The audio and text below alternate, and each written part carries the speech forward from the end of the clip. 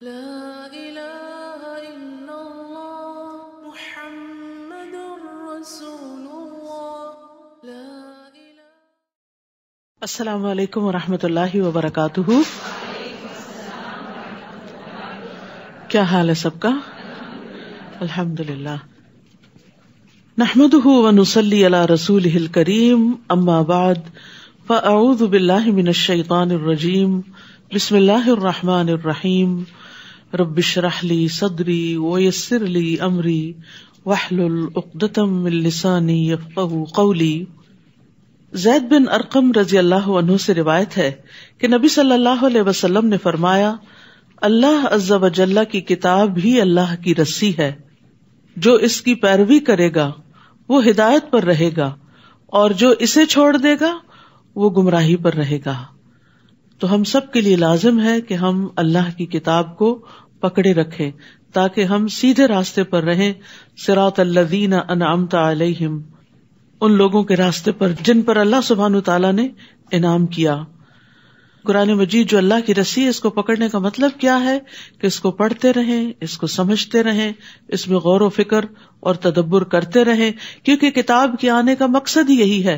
کتاب انزلناہ الیک مبارک لیدبروا آیاتہ ولیتذکر اولو الالباب، جو کتاب ہم نے آپ کی طرف نازل کی ہے بڑی برکت والی ہے تاکہ لوگ اس کی آیات میں غور و فکر کریں، اس کے اسرار کو جانیں، اس کی حکمتوں کو جانیں، اور اہل عقل اس سے سبق حاصل کریں۔ حسن بصری رحمہ اللہ کہتے ہیں، قرآن اس لیے نازل کیا گیا تاکہ اس پر غور و فکر کیا جائے، لیکن عموماً ہم صرف اس کی قرأت یا حفظ کو ہی نیکی کا کام سمجھتے ہیں، اس کو سمجھتے نہیں ہیں، غور و فکر نہیں کرتے۔ تو وہ کہتے ہیں کہ یہ نازل ہی اس لیے کیا گیا ہے کہ اس پر غور و فکر کیا جائے، اس پر عمل کیا جائے، لیکن لوگوں نے اس کی تلاوت کو اپنا عمل بنا لیا، یعنی تلاوت ہی کو کافی سمجھ لیا ہے۔ امام ابن تیمیہ کہتے ہیں، جو ہدایت کی غرض سے قرآن میں تدبر کرتا ہے اس کے لیے حق کا راستہ واضح ہو جاتا ہے۔ یحییٰ ابن سعید سے مروی ہے، وہ کہتے ہیں کہ میں اور محمد بن یحییٰ بن حبان دونوں بیٹھے ہوئے تھے کہ محمد نے ایک آدمی کو بلایا اور اس سے کہا، مجھے وہ بتاؤ جو آپ نے اپنے والد سے سنا ہے۔ اس آدمی نے کہا، میرے والد نے مجھے بتایا کہ وہ زید بن ثابت جو ایک صحابی تھے ان کے پاس آئے اور ان سے پوچھا کہ آپ کا 7 دن میں قرآن مکمل کر لینے کے بارے میں کیا خیال ہے، یعنی 7 منزلیں جو ہیں تو 7 دن میں پڑھ لیا جائے۔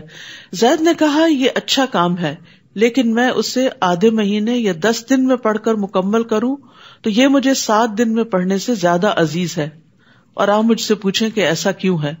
انہوں نے کہا، میں آپ سے پوچھتا ہوں کہ ایسا کیوں ہے؟ تو زید نے کہا، اس لیے تاکہ میں قرآن میں غور و فکر کروں اور اس کے مسائل پر رک کر تدبر کروں، غور کروں۔ تو قرآن مجید کی تلاوت کرتے ہوئے بھی کیا کرنا چاہیے؟ رک رک کر اس پہ غور کرنا چاہیے۔ اسی لیے تلاوت کا معمول بھی آپ ترجمے والے قرآن مجید سے بنا لیجئے، اور خصوصاً جہاں نیچے لفظ لفظ کا ترجمہ لکھا ہوتا ہے، تاکہ پڑھتے پڑھتے آپ رک جائیں اور اللہ سبحانہ تعالیٰ آپ سے کیا کہہ رہے ہیں اس پر غور و فکر کر سکیں، کیونکہ قرآن مجید کی تلاوت اور اس کی سمجھ لازم و ملزوم ہے۔ قرآن کا حق ادا ہی نہیں ہوتا جب تک کہ اس کو اس مقصد کے لیے نہ پڑھا جائے جس کے لیے وہ آیا ہے۔ تو اللہ تعالیٰ سے دعا ہے کہ اللہ تعالیٰ ہمیں اس کی توفیق عطا فرمائے۔ 10واں پارہ۔ اعوذ باللہ من الشیطان الرجیم، بسم اللہ الرحمن الرحیم،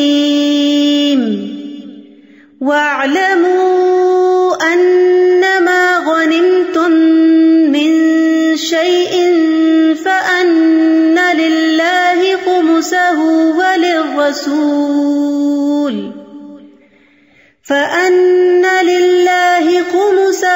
وَلِلرَّسُولِ وَلِذِي الْقُرْبَى وَالْيَتَامَى وَالْمَسَاكِينِ وَابْنِ السَّبِيلِ إِن كُنتُمْ آمنتم بِاللَّهِ وَمَا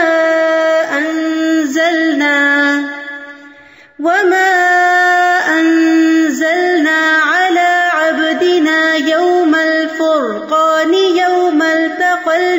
يدعان واللہ علی کل شیء قدیر۔ شروع کرتی ہوں اللہ کے نام سے جو بے انتہا مہربان نہایت رحم فرمانے والا ہے۔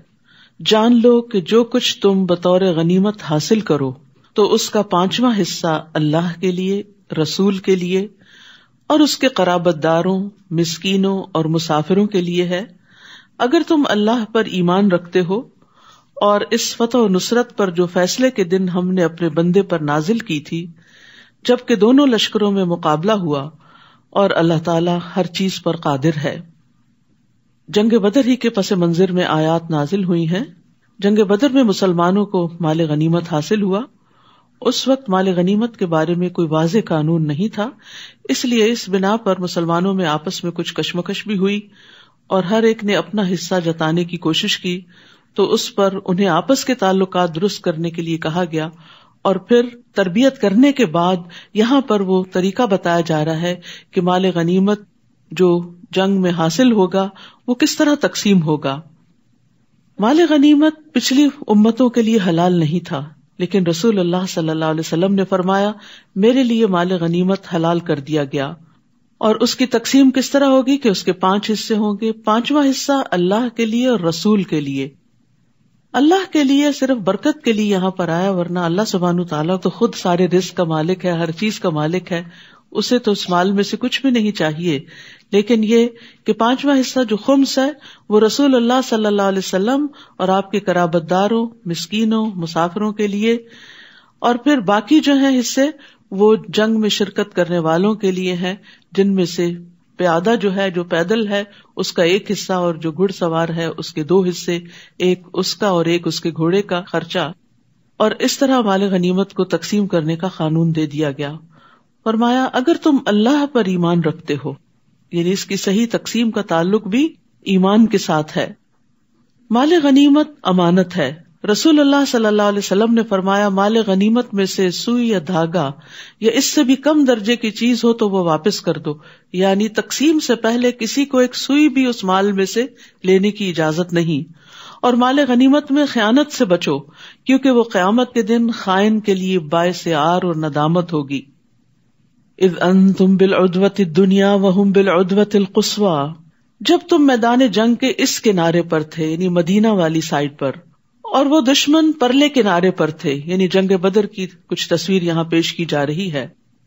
اور ابو سفیان کا قافلہ تم سے نیچے ساحل کی طرف اتر گیا تھا، اور اگر تم دونوں مسلمان اور کفار باہم جنگ کا عہد و پیمان کرتے، یعنی لڑنے کے لیے کوئی وقت مقرر کرتے، تو تم دونوں مقررہ وقت سے پہلو تہی کر جاتے، لیکن اللہ نے وہ کام پورا کرنا ہی تھا جو ہو کر رہنے والا تھا، یعنی 2 فریقوں کو جنگ بدر کے میدان میں لا کر ایک دوسرے سے بھڑا دیا، یہ اللہ کی تقدیر کا حصہ تھا، تاکہ جسے ہلاک ہونا ہے وہ دلیل کی بنا پر ہلاک ہو۔ یعنی اس میں بڑے بڑے سرداران قریش مارے گئے تھے، اور یہ ان کے لیے پیغمبر صلی اللہ علیہ وسلم کے ساتھ طرح طرح کی زیادتیاں کرنے کا ایک بدلہ تھا، یہ ایک عذاب تھا ان کے لیے۔ تو اللہ تعالیٰ کیا چاہتا تھا کہ ان کی قوت توڑ دے، اور جسے زندہ رہنا ہے یعنی اسلام کو، مسلمانوں کو، وہ بھی دلیل کی بنا پر زندہ رہے، اور اللہ تعالیٰ یقیناً سننے والا اور جاننے والا ہے۔ اے نبی صلی اللہ علیہ وسلم وہ وقت یاد کیجئے جب تمہارے خواب میں اللہ تعالیٰ تمہیں کافر تھوڑے دکھلا رہا تھا تاکہ مسلمانوں کا حوصلہ مضبوط رہے، اور اگر وہ آپ کو زیادہ دکھلاتا تو تم لوگ ہمت ہار دیتے اور اس معاملے میں جھگڑنا شروع کر دیتے کہ ہمیں مقابلہ کرنا بھی چاہیے یا نہیں، لیکن اللہ نے تمہیں بچا لیا۔ یقیناً وہ دلوں کے راز تک جانتا ہے اور کس طرح اللہ تعالیٰ مدد کرتا ہے، اور نبی کا خواب سچا بھی ہوتا ہے۔ اور یاد کرو جب تم دشمن سے ملے، اللہ نے تمہاری نظروں میں دشمن کی تعداد تھوڑی دکھلائی اور دشمن کی نظروں میں تمہیں تھوڑا کر کے پیش کیا، تاکہ وہ سمجھے کہ تھوڑے سے لوگ ہیں، ان کے ساتھ تو بہت بڑے مقابلے کی ضرورت نہیں، تاکہ اللہ وہ کام پورا کر دے جس کا ہونا مقدر تھا، اور سب کاموں کا انجام تو اللہ ہی کے پاس ہے۔ ساری قدرت اور طاقت اور ہر چیز کو کرنا تو اسی کے ہاتھ میں ہے۔ اس لیے زندگی میں جب کوئی مشکل وقت آئے اس کو پکارے، اس کی مدد حاصل کرے، اس کی طرف راغب ہوں، کیونکہ کرنا اس نے ہے۔ یعنی بہت سی چیزیں ہم سمجھتے ہیں کہ میرے کرنے سے یا کسی انسان کے کرنے سے ہی مسئلہ حل ہوگا. کوششیں اپنی جگہ ہوں. مسلمان میدان جنگ میں تھے, کوشش میں تھے, انہوں نے اپنا سب کچھ حاضر کر دیا تھا اسلام کے لیے, لیکن بتانا یہاں یہ مقصود تھا کہ صرف تمہاری کوششوں سے تمہیں یہ کامیابی حاصل نہیں ہوئی, بلکہ یہ اللہ سبحانہ وتعالی کی طرف سے آئی ہے. وَمَن نَّصْرُ إِلَّا مِنْ عِنْدِ اللَّهِ. یا ایھا الذین آمنوا, اے ایمان والو, جب کسی گروہ سے تمہارا مقابلہ ہو تو ثابت قدم رہو. ثابت قدمی بڑی ضروری ہے. زندگی میں کوئی بھی کام انسان جم کے کرتا ہے تو کامیابی حاصل ہوتی ہے, چاہے وہ کچھوے کی چال ہی کیوں نہ چل رہا ہو. بہت سے لوگ بڑی بڑی ذہانتوں کے مالک ہوتے ہیں, بہت سے وسائل ان کے پاس ہوتے ہیں, لیکن زندگی میں کامیاب نہیں ہوتے, کیونکہ وہ مستقل مزاجی کے ساتھ کام نہیں کرتے, کام میں ثابت قدمی نہیں دکھاتے. کبھی ایک چیز شروع کر لیتے ہیں, آدھی کی, کچھ کی, اور پھر اس کے بعد اس کو چھوڑ دیا, کچھ اور شروع کر دیا, پھر وہاں دل نہ لگا, کچھ اور شروع کر دیا. یونیورسٹی جاتے ہیں تو اپنی لائن چینج کرتے رہتے ہیں, کبھی ایک سبجیکٹ رکھ لیا, کبھی اس کو چینج کر کے کچھ اور رکھ لیا, اور کہیں کے بھی نہیں رہتے, اور اینڈ آف دا ڈے وہ کچھ کرنے کے قابل نہیں ہوتے. تو انسان دین کا معاملہ ہو یا دنیا کا معاملہ ہو, کسی چیز کو جب اختیار کرے تو شرح صدر کے ساتھ اللہ سے دعا کر کے, استخارہ کر کے, فَإِذَا عَزَمْتَ فَتَوَكَّلْ عَلَى اللَّهِ, جب عزم کر لو, پکا ارادہ کر لو کہ یہ کرنا ہے, تو پھر کر کے چھوڑیں. مشکلات سے گھبرا کر اس کام کو چھوڑ نہ دیں. تو جب کسی گروہ سے تمہارا مقابلہ ہو تو ثابت قدم رہو. اور دوسرا کام, وَاذْكُرُوا اللَّهَ كَثِيرًا, اور اللہ کو بکثرت یاد کیا کرو. یعنی اپنی ہمت بھی لگاؤ اور اللہ کی یاد بھی زیادہ سے زیادہ ہو, تاکہ تم کامیاب رہو. تو یہاں کامیابی کے 2 نکات بتا دیے گئے, ثابت قدمی اور اللہ کا ذکر, اور اللہ کے ذکر کی کثرت. صرف ذکر ہی نہیں, بہت زیادہ ذکر, بہت زیادہ دعائیں, التجائیں, فریادیں, جیسے پیچھے بھی آیا, اذ تستغیثون ربکم, جب تم اپنے رب سے فریادیں کر رہے تھے. تو نبی صلی اللہ علیہ وسلم کون سی دعا کے ساتھ فریاد کر رہے تھے؟ یا حی یا قیوم برحمتک استغیث, تیری رحمت کی میں فریاد کرتا ہوں, تو اپنی رحمت برسا دے. تو یہ کلمہ جو ہے, اس سے جب دعا کی جاتی ہے تو قبولیت پاتی ہے. یہ فریادی کلمات ہیں. انسان اللہ سے فریادیں کرتا ہے تو جہاں کہیں کو مشکل پیش آئے, لوگوں کے پاس جانے اور بتانے کی ضرورت نہیں ہے, براہ راست اللہ سبحانہ تعالیٰ سے اپنا تعلق قائم کریں, کیونکہ ساری چیزوں کا مالک وہی ہے, کرنا اسی نے ہے. کوشش کے ساتھ خوب خوب دعائیں. اور کیا ہے کامیابی کے لیے کرنے کے کام؟ وَأَطِيعُوا اللَّهَ وَرَسُولَهُ, اور اللہ اور اس کے رسول کی اطاعت کرو. اور کیا نہیں کرنا؟ وَلَا تَنَازَعُوا, اور آپس میں جھگڑا نہ کرو. فَتَفْشَلُوا, ورنہ بزدل ہو جاؤ گے. یعنی اس چیز سے سختی سے بچنے کی ضرورت ہے کہ جو ٹیم کوئی کام کرنے کے لیے نکلے, ان کے دل آپس میں جڑے ہوئے ہوں, ایک دوسرے سے نفرت نہ ہو, ایک دوسرے کو کاٹنا نہ ہو. وَتَذْهَبَ رِيحُكُمْ, آپس کی لڑائیوں سے, خواہ وہ کسی گھر کے اندر ہو, کسی جماعت کے اندر ہو, اس سے کیا ہوتا ہے, تمہاری ہوا اکھڑ جائے گی, تمہارا روب جاتا رہے گا, تمہاری عزت برباد ہو جائے گی.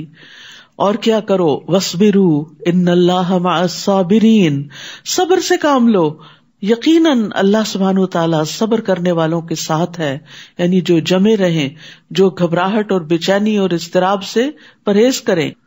تو یاد رکھیے, جھگڑا ناکامی کی طرف لے جاتا ہے, کیونکہ جھگڑے سے باہم غضب بھڑکتا ہے, اور جب ایک دوسرے پر غصہ آتا ہے تو پھر ایک دوسرے سے تعاون ختم ہو جاتا ہے, اور جب تعاون ختم ہو جاتا ہے تو فوج ہو, جماعت ہو, کوئی گروہ ہو, ان کے بیچ میں رکھنے پڑ جاتے ہیں, اور پھر دل مقصد پر فوکس کرنے کی بجائے جھگڑے پر فوکس کرنا شروع کر دیتے ہیں, اور دشمن کے شر سے بچنے کی بجائے آپس میں ہی ایک دوسرے کے شر سے بچنے میں مصروف رہتے ہیں, اور اس طرح جھگڑے کی وجہ سے دشمن قابو پا جاتا ہے. تو اس لیے یہاں پر خاص طور پر جھگڑوں سے بچنے کے لیے کہا گیا. نبی صلی اللہ علیہ وسلم نے حضرت معاذ اور ابو موسیٰ الاشعری رضی اللہ عنہ کو یمن بھیجا. آپ نے فرمایا, لوگوں کے لیے آسانی پیدا کرنا, انہیں سختیوں میں مبتلا نہ کرنا, ان کو خوش رکھنا, نفرت نہ دلانا, اور تم دونوں آپس میں اتفاق رکھنا, اختلاف پیدا نہ کرنا. یہ وہ اس وقت کے گورنر بنا کر بھیجے گئے تھے, لیڈرز تھے.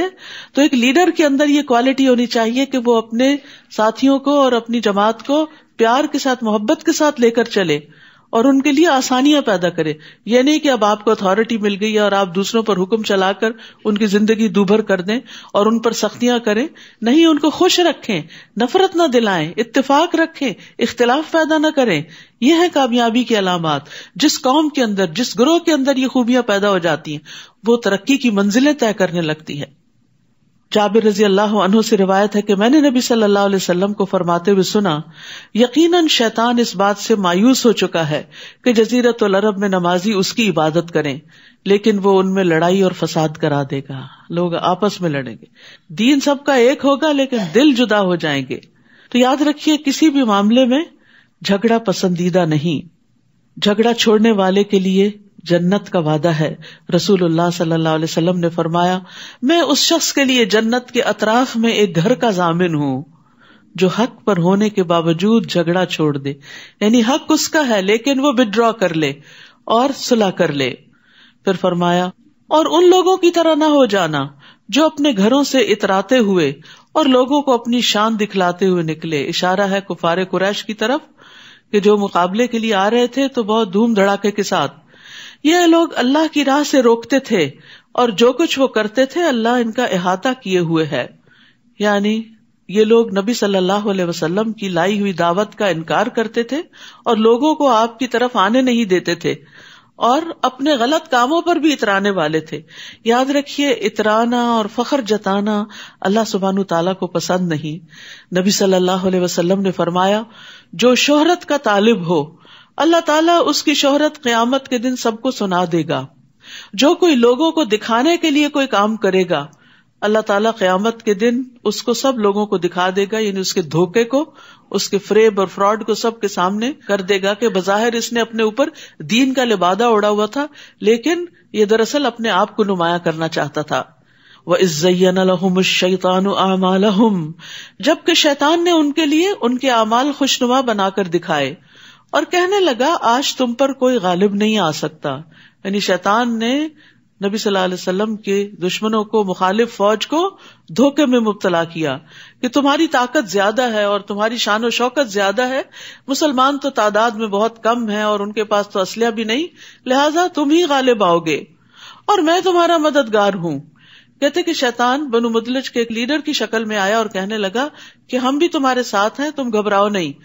پھر جب دونوں لشکروں کا آمنا سامنا ہوا تو الٹے پاؤں پھر گیا، کہنے لگا میرا تم سے کوئی واسطہ نہیں، میں وہ کچھ دیکھ رہا ہوں یعنی فرشتے جو تم نہیں دیکھتے.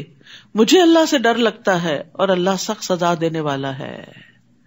یعنی عین مارکے میں دھوکہ دے گیا اور یہی شیطان کا کام ہے. انسان کو غلط کام پہ اکساتا ہے اور جب انسان غلط راستے پہ چل پڑتا ہے تو ساتھ چھوڑ دیتا ہے اور جا کے اس کے مخالف کو اکسانے لگتا ہے. یعنی وہ وسوسے دوسرے فریق کے دل میں ڈالتا ہے کہ دیکھو فلاں تمہارے خلاف چڑھائی کر رہا ہے، حتیٰ کہ دنیا میں بھی انسان کو دھوکہ دیتا ہے اور مرواتا ہے. اور ایک اور بات جو اس نے کی، مجھے اللہ سے ڈر لگتا ہے. سبحان اللہ، یا تو سچا ہے یا جھوٹا. اگر سچا ہے تو ہمیں شرم کرنی چاہیے کہ شیطان کو اگر اللہ سے ڈر لگتا تو ہمیں گناہ کرتے ہوئے کیوں نہیں لگتا، اور اگر جھوٹا ہے تو پھر جھوٹے کی بات کا کیا اعتبار. اور اس نے بھی یہی کہا اور اللہ سخت سزا دینے والا ہے. واللہ شدید العقاب. تو عقاب عقوبت سے ہے. عقوبت وہ سزا ہوتی ہے جو کسی فرض کو چھوڑنے اور حرام کام کے ارتکاب پر ہوتی ہے، یعنی کانسیکوینسز کے طور پر. عقب ایڑی کو کہتے ہیں نا جو پیچھے ہوتی ہے. لیکن یاد رکھیے اطاعت کے بغیر اللہ کا خوف کچھ فائدہ نہیں دیتا. اگر کوئی شخص اللہ کی بات نہیں مانتا، اطاعت نہیں کرتا اور کہتا میں اللہ سے ڈرتا ہوں، تو وہ اپنے کہنے میں جھوٹا ہے. سچا کون ہے؟ جو اللہ سے ڈر کر پھر اللہ کی رضا کے کام کرے. اذ یقول المنافقون والذین فی قلوبہم مرض، جب منافقین اور وہ لوگ جن کے دلوں میں بیماری ہے یہ کہہ رہے تھے کہ ان مسلمانوں کو ان کے دین نے دھوکے میں ڈال رکھا ہے. حالانکہ اگر کوئی شخص اللہ پر بھروسہ کر لے تو اللہ یقیناً سب پر غالب اور حکمت والا ہے. آج بھی مسلمانوں کو اس قسم کے طعنے دیے جاتے ہیں، لیکن ایسی باتوں کے جواب میں انسان کو اللہ کا حکم مانتے ہوئے اللہ پر ہی توکل کرنا چاہیے. کاش آپ اس حالت کو دیکھتے جب فرشتے ان مقتول کافروں کی روحیں قبض کر رہے تھے، یعنی بدر کے میدان میں. تو ان کے چہرے اور ان کی پیٹھوں پر ضربیں لگا رہے تھے، یعنی مار رہے تھے ان کو، اور کہتے تھے اب جلانے والے عذاب کا مزہ چکھو۔ اس سے یہ پتہ چلتا ہے کہ موت کے وقت فرشتے آتے ہیں اور مجرموں کو اس وقت بھی مارتے ہیں۔ یہ تمہارے ان اعمال کا بدلہ ہے جو تم نے اپنے آگے بھیجے ہیں، یعنی ایسے ہی نہیں تمہیں یہ مار پڑ رہی، یہ تمہارے اپنے کرتوتوں کا نتیجہ ہے، ورنہ اللہ تو اپنے بندوں پر ظلم کرنے والا نہیں ہے۔ ان کافروں کا معاملہ بھی فرعونیوں جیسا ہے، جیسے فرعون نے موسیٰ علیہ السلام اور ان کے ساتھیوں کے بارے میں طرز عمل اختیار کیا تھا، آج قریش کے سردار جو ہے وہ محمد صلی اللہ علیہ وسلم کے سامنے فرعون بنے ہوئے ہیں۔ اور ان لوگوں جیسا جو ان سے پہلے تھے، یعنی پہلے بھی پیغمبروں کا مقابلہ ان کے ملا یا ایلیٹ کلاس نے کیا، سرکش لوگوں نے کیا، اور باقی عوام تو پھر بڑوں کے پیچھے چلتی ہے۔ ان لوگوں نے اللہ تعالیٰ کی آیات کا انکار کیا تو اللہ نے ان کے گناہوں کے بدلے انہیں پکڑ لیا۔ اللہ تعالیٰ یقیناً بڑا طاقتور اور سخت سزا دینے والا ہے۔ ایسا اس لیے ہوتا ہے کہ اللہ کا طریقہ یہ ہے کہ اگر اللہ کسی قوم کو نعمت سے نوازے تو وہ اس نعمت کو اس وقت تک ان سے نہیں بدلتا جب تک کہ وہ قوم خود اپنے طرز عمل کو بدل نہیں دیتی۔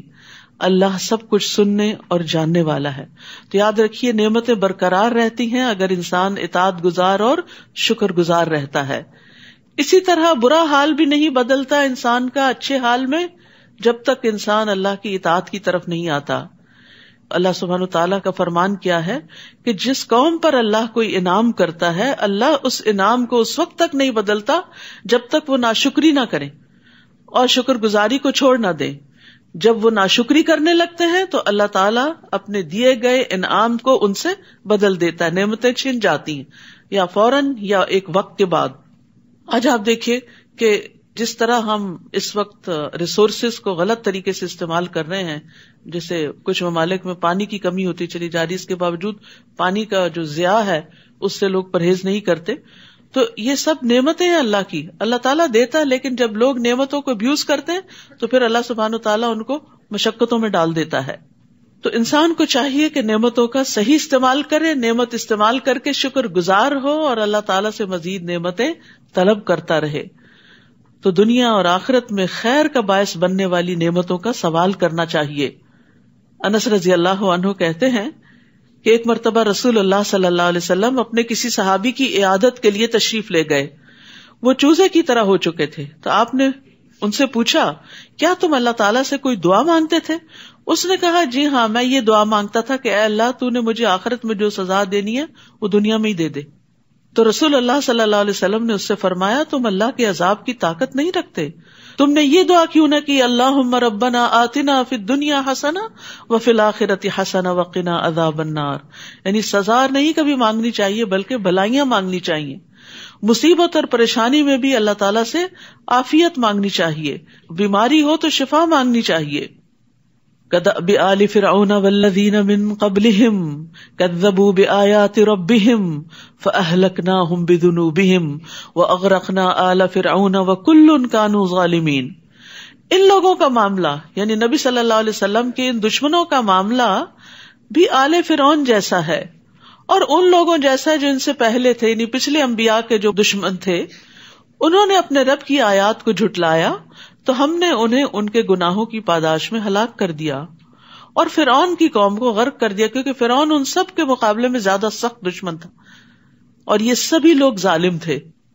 تو کفار قریش کو بتایا یہ جا رہا ہے کہ آج تمہارے سامنے بھی وہی انجام آ رہا ہے جو پچھلے انبیاء کے مخالفین کا انجام ہوا تھا کہ ان کی قوموں کو تباہ کر دیا گیا تھا، لیکن محمد صلی اللہ علیہ وسلم کی قوم میں سے جو ایمان لائے ان کو بچا لیا گیا اور جنہوں نے نہیں مانا ان میں سے کچھ جنگ بدر میں مارے گئے اور کچھ آگے سورۃ توبہ میں آپ کو پتہ چلے گا کہ ان کے ساتھ کیا انجام ہوا۔ ان کو مہلت دینے کے بعد ان کو دھمکی دی کہ اگر تم نہیں مانتے تو یا نکل جاؤ یا تمہیں ختم کر دیا جائے گا۔ اللہ کے ہاں بدترین جانور، انسان نہیں کہا، بدترین جانور وہ لوگ ہیں جنہوں نے حق کا انکار کر دیا، پھر وہ ایمان لانے پر تیار نہیں، یعنی رسول کو اپنے سامنے پا کر، قرآن کو اپنے سامنے پا کر، سارے دلائل دیکھ کر پھر بھی نہیں مانے، تو پھر ایسے لوگ انسان ہی نہیں۔ وہ لوگ جنہوں نے آپ سے عہد کیا پھر وہ ہر بار ہی اپنے عہد کو توڑ دیتے ہیں اور اللہ سے ڈرتے نہیں۔ جیسے فرعونیوں نے موسیٰ علیہ السلام سے عہد کیے کہ اگر ہماری مشکل ٹل جائے تو ہم مان جائیں گے، لیکن پھر عہد توڑ دیتے، پھر مشکل آتی، پھر وہی سلسلہ چل پڑتا. ایسے عہد شکن لوگ اگر آپ کو میدان جنگ میں مل جائیں تو انہیں عبرتناک سزا دیں تاکہ ان کے پچھلے بھی سبق حاصل کریں. اور اگر آپ کو کسی قوم سے خیانت، عہد شکنی کا خطرہ ہو تو برابری کی سطح پر ان کا معاہدہ ان کے آگے پھینک دیں، کیونکہ اللہ تعالیٰ خیانت کرنے والوں کو پسند نہیں کرتا. یعنی جن قوموں کے ساتھ معاہدے ہوں ان معاہدوں کو پورا کیا جائے. المائدہ میں بھی معاہدے پورے کرنے کا حکم دیا گیا تھا. تو معاہدہ چاہے کسی مسلمان سے ہو یا نان مسلم سے ہو، اسے پورا کرنا چاہیے. اور کافر لوگ ہرگز یہ خیال نہ کریں کہ وہ بازی لے جائیں گے، یعنی محمد صلی اللہ علیہ وسلم کے مقابلے میں کامیاب ہو جائیں گے، کیونکہ وہ ہمیں عاجز نہیں کر سکتے. اللہ سبحانہ تعالیٰ نے آخر کار ہر پیغمبر کو فتح بخشی. اور جہاں تک ممکن ہو کافروں کے مقابلے میں قوت اور جنگی گھوڑے تیار رکھو. یعنی نبی صلی اللہ علیہ وسلم کو حکم دیا جا رہا ہے کہ اللہ کی مدد اور اللہ کا ذکر اور اللہ سے دعا کرنے کے ساتھ ساتھ اپنی تیاریاں بھی جاری رکھو، جن سے تم اللہ کے اور اپنے دشمنوں کو اور ان دوسرے دشمنوں کو خوف زدہ کر سکو جنہیں تم نہیں جانتے مگر اللہ انہیں جانتا ہے. اور جو کچھ بھی تم اللہ کی راہ میں خرچ کرو گے تمہیں اس کا پورا پورا بدلہ مل جائے گا اور تمہارے ساتھ کچھ بے انصافی نہ ہوگی. یعنی اس تیاری کے لیے لازماً مال درکار ہے، تو جو اپنے مال میں سے کچھ بھی خرچ کرے گا وہ اللہ کے ہاں اس کا بدلہ پائے گا. اور اگر وہ صلح کی طرف مائل ہو، یعنی تمہارے دشمن صلح کرنا چاہتے ہو اور آپ کو یہ اندیشہ ہو کہ شاید وہ دھوکہ دے جائیں، تو آپ بھی اللہ پہ بھروسہ کرتے ہوئے صلح پر آمادہ ہو جائیے، کیونکہ ہمارا دین صلح پسند ہے.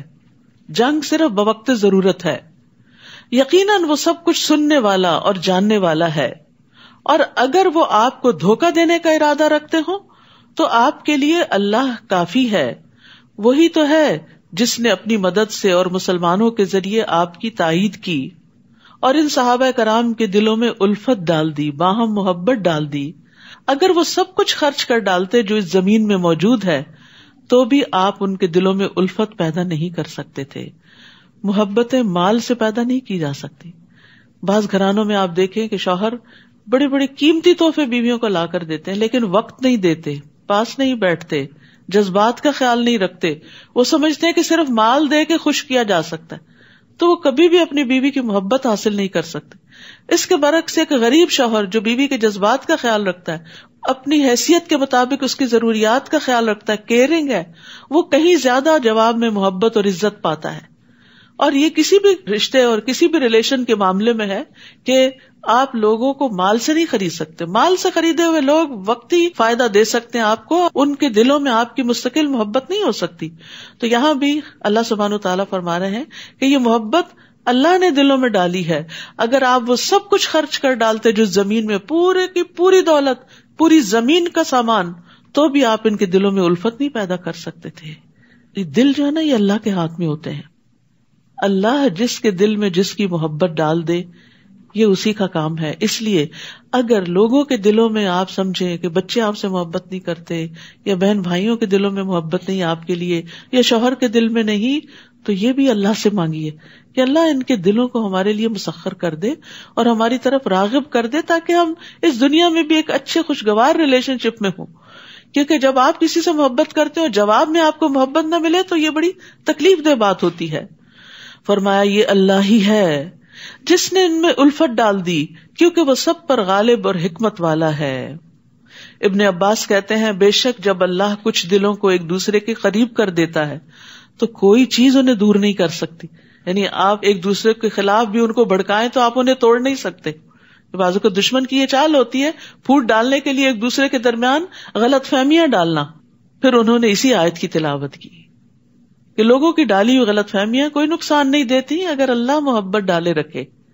تو نکتہ کیا ہے، راز کیا ہے کہ کسی بھی مسئلے میں اپنا معاملہ اللہ سے درست کر لیں، وہ آپ کے سارے معاملات کا ذمہ لے لے گا، وہ آپ کے معاملات درست کر دے گا.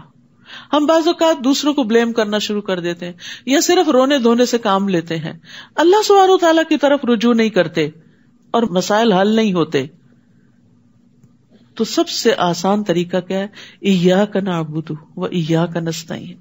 تیری ہم عبادت کر، تیرے ہم بندے ہیں، تجھ سے ہی مدد چاہتے ہیں، تو نہیں مسئلہ حل کرنا ہے، کوشش ہم کریں گے، مدد تو کرے گا. اور پھر آپ دیکھیں کیسے کیسے ونڈرز ہوتے ہیں. اور پھر یہ دعائیں بھی پڑھنی چاہیے. اللہم الف بین قلوبنا واصلح ذات بیننا واہدنا سبل السلام، آخر تک. اے اللہ ہمارے دلوں میں الفت پیدا کر دے اور ہمارے آپس کے معاملات کی اصلاح کر دے. یہ گھروں کے جھگڑے فساد میں بڑی بہترین دعا ہے.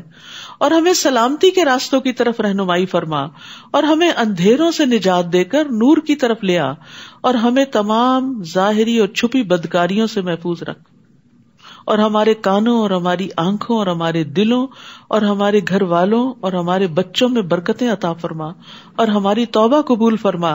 بلا شبہ تو بہت زیادہ توبہ قبول کرنے والا ہے اور رحمت کرنے والا ہے، اور ہمیں اپنی نعمتوں کا شکر کرنے والا بنا دے اور ان کی تعریف کرنے والا اور ان کو قبول کرنے والا بنا دے، اور ان نعمتوں کو ہم پر مکمل فرما دے. یہ دعائیں اور اسی طرح کی اور دعائیں جو ہیں، یہ چھوٹی سی کتاب ہے قرآنی اور مسنون دعائیں، ان میں موجود ہیں. آپ اپنا روز کا معمول بنا لیں کہ شروع سے لے کے آخر تک اس کو 4 دن میں پڑھیں، ہفتے میں پڑھیں، روز کا 1 صفحہ پڑھیں، کچھ نہ کچھ دعائیں. اس طرح آپ دیکھیں ساری اچھی اچھی دعائیں آپ مانگ لیں گے. ورنہ اگر اپنے حافظے اور اپنی سوچ اور اپنے دل سے یہ مانگنا پڑے تو ہم یہ سارا کچھ مانگ ہی نہیں سکتے. نبی صلی اللہ علیہ وسلم کی دعائیں بہت جامع دعائیں ہیں. جو کچھ آپ نے مانگا، جس طریقے سے مانگا، ہم تو اس کے خاک کے برابر بھی نہیں. ہمیں تو مانگنا بھی نہیں آتا، ہمیں صرف پریشان ہونا آتا ہے، اس کا حل نہیں آتا. تو اس لیے بہت ضروری ہے کہ ہم اچھی دعائیں مانگنے والے بنیں. تو یہ دعائیں خود اپنے لیے بھی پڑھا کریں اور سب کی طرف سے بھی پڑھا کریں. اور پھر خاص طور پہ آپ دیکھیے رمضان آ رہا ہے، سحری کے وقت، افطاری کے وقت روزے دار کی دعا قبول ہوتی ہے، دن کے وقت، نمازوں کے بعد، طاق راتوں میں، لیلۃ القدر میں. معلوم نہیں کون کون سی دعائیں قبول ہو جائیں اور زندگی کا نقشہ ہی بدل جائے.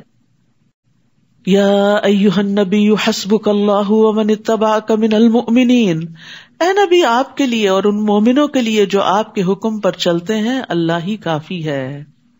اللہ کس کے لیے کافی ہوتا ہے؟ ان مومنوں کے لیے جو نبی صلی اللہ علیہ وسلم کی پیروی کریں. یاد رکھیے اللہ کے احکامات کی حفاظت کریں تو اللہ کی حفاظت ملتی ہے. عبداللہ بن عباس کہتے ہیں ایک دن میں رسول اللہ صلی اللہ علیہ وسلم کے پیچھے سوار تھا. 10-11 سال کے تھے اس وقت. آپ نے فرمایا اے لڑکے میں تجھے چند کلمات سکھا رہا ہوں، اللہ کے احکام کی حفاظت کرو، اللہ تمہاری حفاظت کرے گا. چھوٹے بچوں کو بھی یہ باتیں سمجھا دینی چاہیے تاکہ بچپن سے ہی وہ اپنی نمازوں کی حفاظت کرے، اپنے روزوں کی، اپنے ذکر اذکار کی، اپنے اخلاق کی. اللہ کی حفاظت کرو یعنی اللہ کے احکام کی، تم اسے اپنے سامنے پاؤ گے، پھر تمہاری دعائیں قبول ہوں گی، تمہیں اللہ کی طرف سے مدد آئے گی. اور یاد رکھیے جو اطاعت نہیں کرتا پھر اس کے لیے حفاظت کا ذمہ بھی نہیں. نبی صلی اللہ علیہ وسلم نے فرمایا جان بوجھ کر نماز مت ترک کیا کرو، مت چھوڑا کرو، اس لیے کہ جو شخص جان بوجھ کر نماز چھوڑ دیتا ہے تو یقیناً اس سے اللہ کی ذمہ داری ختم ہو جاتی ہے، پھر وہ اس کو اس کے حوالے کر دیتا ہے، پھر وہ ادھر بھٹکے. پھر فرمایا یا ایھا النبی حرض المؤمنین علی القتال، اے نبی مسلمانوں کو قتال پر ابھاریے، اگر تم میں سے 20 صابر ہوں تو 200 پر غالب آئیں گے. کامیابی صبر کے ساتھ ہے. وَاعْلَمْ أَنَّ النَّصْرَ مَعَ الصَّبْرِ، اور اگر 100 ہو تو کافروں کے 1000 آدمیوں پر غالب آئیں گے، کیونکہ وہ ایسی قوم ہے جو سمجھ نہیں رکھتے. تو دین کی سمجھ رکھنے، اللہ کی معرفت اختیار کرنے اور اللہ تعالیٰ کے احکامات کو سمجھنے والا اللہ کی مدد پاتا ہے. اب اللہ نے تم سے تخفیف کر دی اور اسے معلوم ہوا کہ ابھی تم میں ضعف ہے، کمزوری ہے، لہٰذا اگر تم میں سے 100 صبر کرنے والے ہوں تو وہ 200 پہ غالب آ جائیں گے، اور اگر 1000 ہوں تو اللہ کے حکم سے 2000 پہ غالب آئیں گے، اور اللہ صبر کرنے والوں کے ساتھ ہے. واللہ مع الصابرین. کتنی بڑی خوشخبری ہے.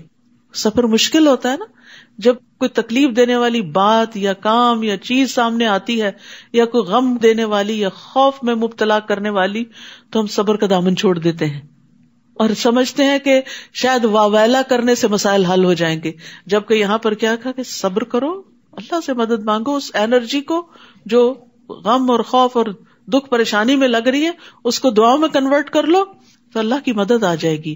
واللہ مع الصابرین. نبی کے لیے یہ مناسب نہیں کہ اس کے پاس جنگی قیدی آتے، یہاں تک کہ زمین یعنی میدان جنگ میں کافروں کو اچھی طرح قتل نہ کر دیا جاتا۔ تم دنیا کا مال چاہتے ہو جبکہ اللہ تمہارے لیے آخرت چاہتا ہے، اور اللہ ہی غالب اور حکمت والا ہے۔ اگر ایسا ہونا پہلے سے نہ لکھا جا چکا ہوتا تو جو کچھ تم نے فدیہ لیا ہے اس کی پاداش میں تمہیں بہت بڑی سزا دی جاتی۔ جو کچھ تم نے بطور غنیمت حاصل کیا ہے اسے تم کھا سکتے ہو، یہ حلال اور پاکیزہ ہے، اور اللہ سے ڈرتے رہو، اللہ یقیناً معاف کرنے والا اور رحم کرنے والا ہے۔ اے نبی، جو قیدی آپ لوگوں کے قبضے میں ہیں انہیں کہیے کہ اگر اللہ نے تمہارے دلوں میں کچھ بھلائی دیکھی تو جو کچھ مال وغیرہ تم سے لیا جا چکا ہے، یعنی فدیے کے طور پر، جنگ بدر میں آپ کو معلوم ہے کہ قیدیوں سے فدیہ لے کر انہیں چھوڑا گیا تھا، اور جو نہیں دے سکتے تھے ان کو 10 بچے پڑھانے کا کام دیا گیا تھا، تو ان کو بھی تسلی دی جا رہی۔ سبحان اللہ، یہ دین کے اندر کیا رحمت ہے کہ اللہ تعالیٰ چاہتا ہے کہ آخر تک لوگ ہدایت کے راستے پر آ جائیں۔ کہا کہ اگر تمہارے اندر کوئی خیر ہوئی تو تمہیں اللہ تعالیٰ اسلام کی ہدایت دے گا، اور آج جو فدیہ لیا گیا ہے اس سے بہتر عطا کرے گا اور تمہیں معاف کر دے گا، اور اللہ معاف کر دینے والا اور رحم کرنے والا ہے۔ اور اگر وہ آپ لوگوں سے خیانت کا ارادہ رکھتے ہوں تو اس سے پہلے وہ اللہ سے بھی خیانت کر چکے ہیں، جس کی سزا انہیں یہ ملی ہے کہ وہ آپ کے قبضے میں آ گئے۔ یہ آپ کے ساتھ مخالفت نہ کرتے تو آج یہاں قیدی نہ ہوتے، اور اللہ سب کچھ جاننے والا اور حکمت والا ہے۔ اور ان لوگوں میں، ان قیدیوں میں، نبی صلی اللہ علیہ وسلم کے داماد ابو العاص بھی تھے، آپ کے چچا عباس بھی تھے، اور بعد میں اللہ تعالیٰ نے ان کو ہدایت دی اور خیر کثیر سے نوازا بھی۔ جو لوگ ایمان لائے اور ہجرت کی اور اللہ کی راہ میں اپنے اموال اور جانوں سے جہاد کیا، اور وہ لوگ جنہوں نے ان مہاجرین کو پناہ دی اور ان کی مدد کی، یہ سب ایک دوسرے کے ولی ہیں، دلی دوست ہیں۔ اور جو لوگ ایمان لائے لیکن ہجرت نہیں کی، ان سے وہ تمہارا ولایت کا کوئی تعلق نہیں حتیٰ کہ وہ ہجرت کر کے آ جائیں، اور اگر وہ دین کے معاملے میں تم سے مدد طلب کریں تو ان کی مدد کرنا تم پر لازم ہے، مگر کسی ایسی قوم کے خلاف نہیں جن سے تمہارا معاہدہ ہو، اور جو کچھ تم کرتے ہو اللہ اسے دیکھ رہا ہے۔ اور جو کافر ہیں تو وہ ایک دوسرے کے وارث ہیں، اگر تم ایسا نہ کرو گے تو ملک میں فتنہ اور بڑا فساد برپا ہو جائے گا۔ یعنی جس طرح کفار ایک دوسرے کے اولیاء ہیں، تمہیں بھی مسلمانوں کی اسی طرح مدد کرنی چاہیے۔ والذین آمنوا وہاجروا وجاہدوا فی سبیل اللہ والذین آووا ونصروا اولئک هم المؤمنون حقا لہم مغفرۃ ورزق کریم۔ اور جو لوگ ایمان لائے یعنی نبی صلی اللہ علیہ وسلم پر، اور ہجرت کی آپ کے ساتھ مدینہ کی طرف، اور اللہ کی راہ میں جہاد کیا جیسے جنگ بدر کے موقع پر، اور جن لوگوں نے انہیں پناہ دی یعنی انصار، اور ان کی مدد کی مدینہ والے، یہی لوگ حقیقی مومن ہیں، ان کے لیے بخشش اور عزت کا رزق ہے۔ اور جو لوگ ہجرت نبوی کے بعد ایمان لائے اور ہجرت کر کے آ گئے اور تمہارے ساتھ مل کر جہاد کیا، وہ بھی تم میں شامل ہیں، مگر اللہ کے نوشتے میں خون کے رشتہ دار ایک دوسرے کے زیادہ حقدار ہیں، اللہ یقیناً ہر چیز کو خوب جانتا ہے۔ تو یاد رکھیے کہ یہاں دین کی مدد 2 طریقے سے جو کی جاتی ہے اس کی تفصیل بیان کی گئی ہے، یا مہاجرین کی شکل میں یا انصار کی شکل میں، یا انسان اللہ کے دین کی خاطر اپنا سب کچھ قربان کر دیتا ہے، یا یہ کہ قربان کرنے والوں کو پناہ دیتا ہے، ان کی مدد کرتا ہے۔ تو دونوں کے باہم تعاون سے دین آگے بڑھتا ہے۔ اور یہاں نبی صلی اللہ علیہ وسلم کے ساتھی جو مکہ سے آئے اور مدینہ والے، ان کے باہمی تعلق اور ان کی محبت اور ایک کاز میں اکٹھا ہونے کو بیان کیا جا رہا ہے۔ اور ہم دیکھتے ہیں کہ کس طرح نبی صلی اللہ علیہ وسلم نے مکہ سے آنے والوں کو مدینہ والوں کا بھائی بھائی بنا دیا تھا، حتیٰ کہ انہوں نے ان کو اپنے باغوں میں، اپنے گھروں میں، اپنے اموال میں شریک کر لیا تھا۔ عبد الرحمن بن عوف کے لیے تو سعد بن ربیع نے کہا کہ میری 2 بیویاں ہیں، جس کو تم پسند کرو اس کو طلاق دیتا ہوں، اور پھر تم چاہو تو اس سے تم نکاح کر لینا۔ لیکن انہوں نے شکریہ ادا کرتے ہوئے کہا دلونی علی السوق، مجھے بازار کا رستہ بتاؤ، میں خود کام کروں گا اور اپنے لیے کماؤں گا۔ یعنی انہوں نے بھی لالچ نہیں رکھی، کیونکہ وہ مال کے لیے تو آئے نہیں تھے، وہ تو جس مقصد کے لیے آئے تھے، جو نیت اور جو غرض تھی وہی ذہن میں تھی، اسی کے مطابق کام کر رہے تھے۔ انس رضی اللہ عنہ کہتے ہیں کہ نبی صلی اللہ علیہ وسلم جب مدینہ تشریف لائے تو آپ کے پاس مہاجرین نے آ کر عرض کیا، اے اللہ کے رسول، جس قوم کے پاس ہم آئے ہیں یعنی مدینہ والے، ان سے بڑھ کر ہم نے کوئی ایسی قوم نہیں دیکھی جو بہت زیادہ خرچ کرنے والی ہے، اور تھوڑے مال ہونے کی صورت میں بھی دوسروں کے ساتھ غمخواری کرنے والی. نہیں بھی تو پھر بھی دل جوئی کرتے ہیں. بعض اوقات ہوتا ہے نا آپ کے پاس نہیں ہوتا تو آپ اچھی بات ہی کر دیتے ہیں دوسرے کو, اور بعض اوقات ہوتا ہے اور آپ دیتے ہیں اور احسان جتا کے ضائع کرتے ہیں. انصار کی خوبی کیا تھی کہ اگر ہے تو خوب خرچ کرتے, نہیں تو دل جوئی کرتے. وہ کہتے ہیں چنانچہ انہوں نے ہمیں محنت و مشقت سے باز رکھا, ہمیں آرام اور راحت میں شریک کیا, یہاں تک کہ ہمیں خوف ہے کہ ساری نیکیوں کا ثواب ان کو نہ مل جائے, کیونکہ ہم سے زیادہ تو یہ قربانیاں کر رہے ہیں. تو نبی صلی اللہ علیہ وسلم نے فرمایا ایسی بات نہیں, جب تک تم لوگ اللہ سے ان کے لیے دعائے خیر کرتے رہو گے اور ان کا شکریہ ادا کرتے رہو گے. یعنی کسی کے بھی احسان کو فار گرانٹیڈ نہیں لینا چاہیے. اگر کوئی آپ کے ساتھ احسان کرتا ہے تو آپ اس کو دل سے دعا دیں, چاہے سامنے دیں چاہے دل میں دیں, قبولیت کے موقع پر دیں. تو محسنین کے احسان کو یاد رکھنا مومن کی شان ہوتی ہے, اور پھر یہ کہ شکریہ بھی ادا کرنا چاہیے. اور پھر اسی طرح ایک اور روایت میں آتا ہے, ابو ہریرہ کہتے ہیں کہ انصار نے نبی صلی اللہ علیہ وسلم سے عرض کیا, آپ باغوں کو ہمارے اور ہمارے مہاجر بھائیوں کے بیچ میں تقسیم کر دیجئے.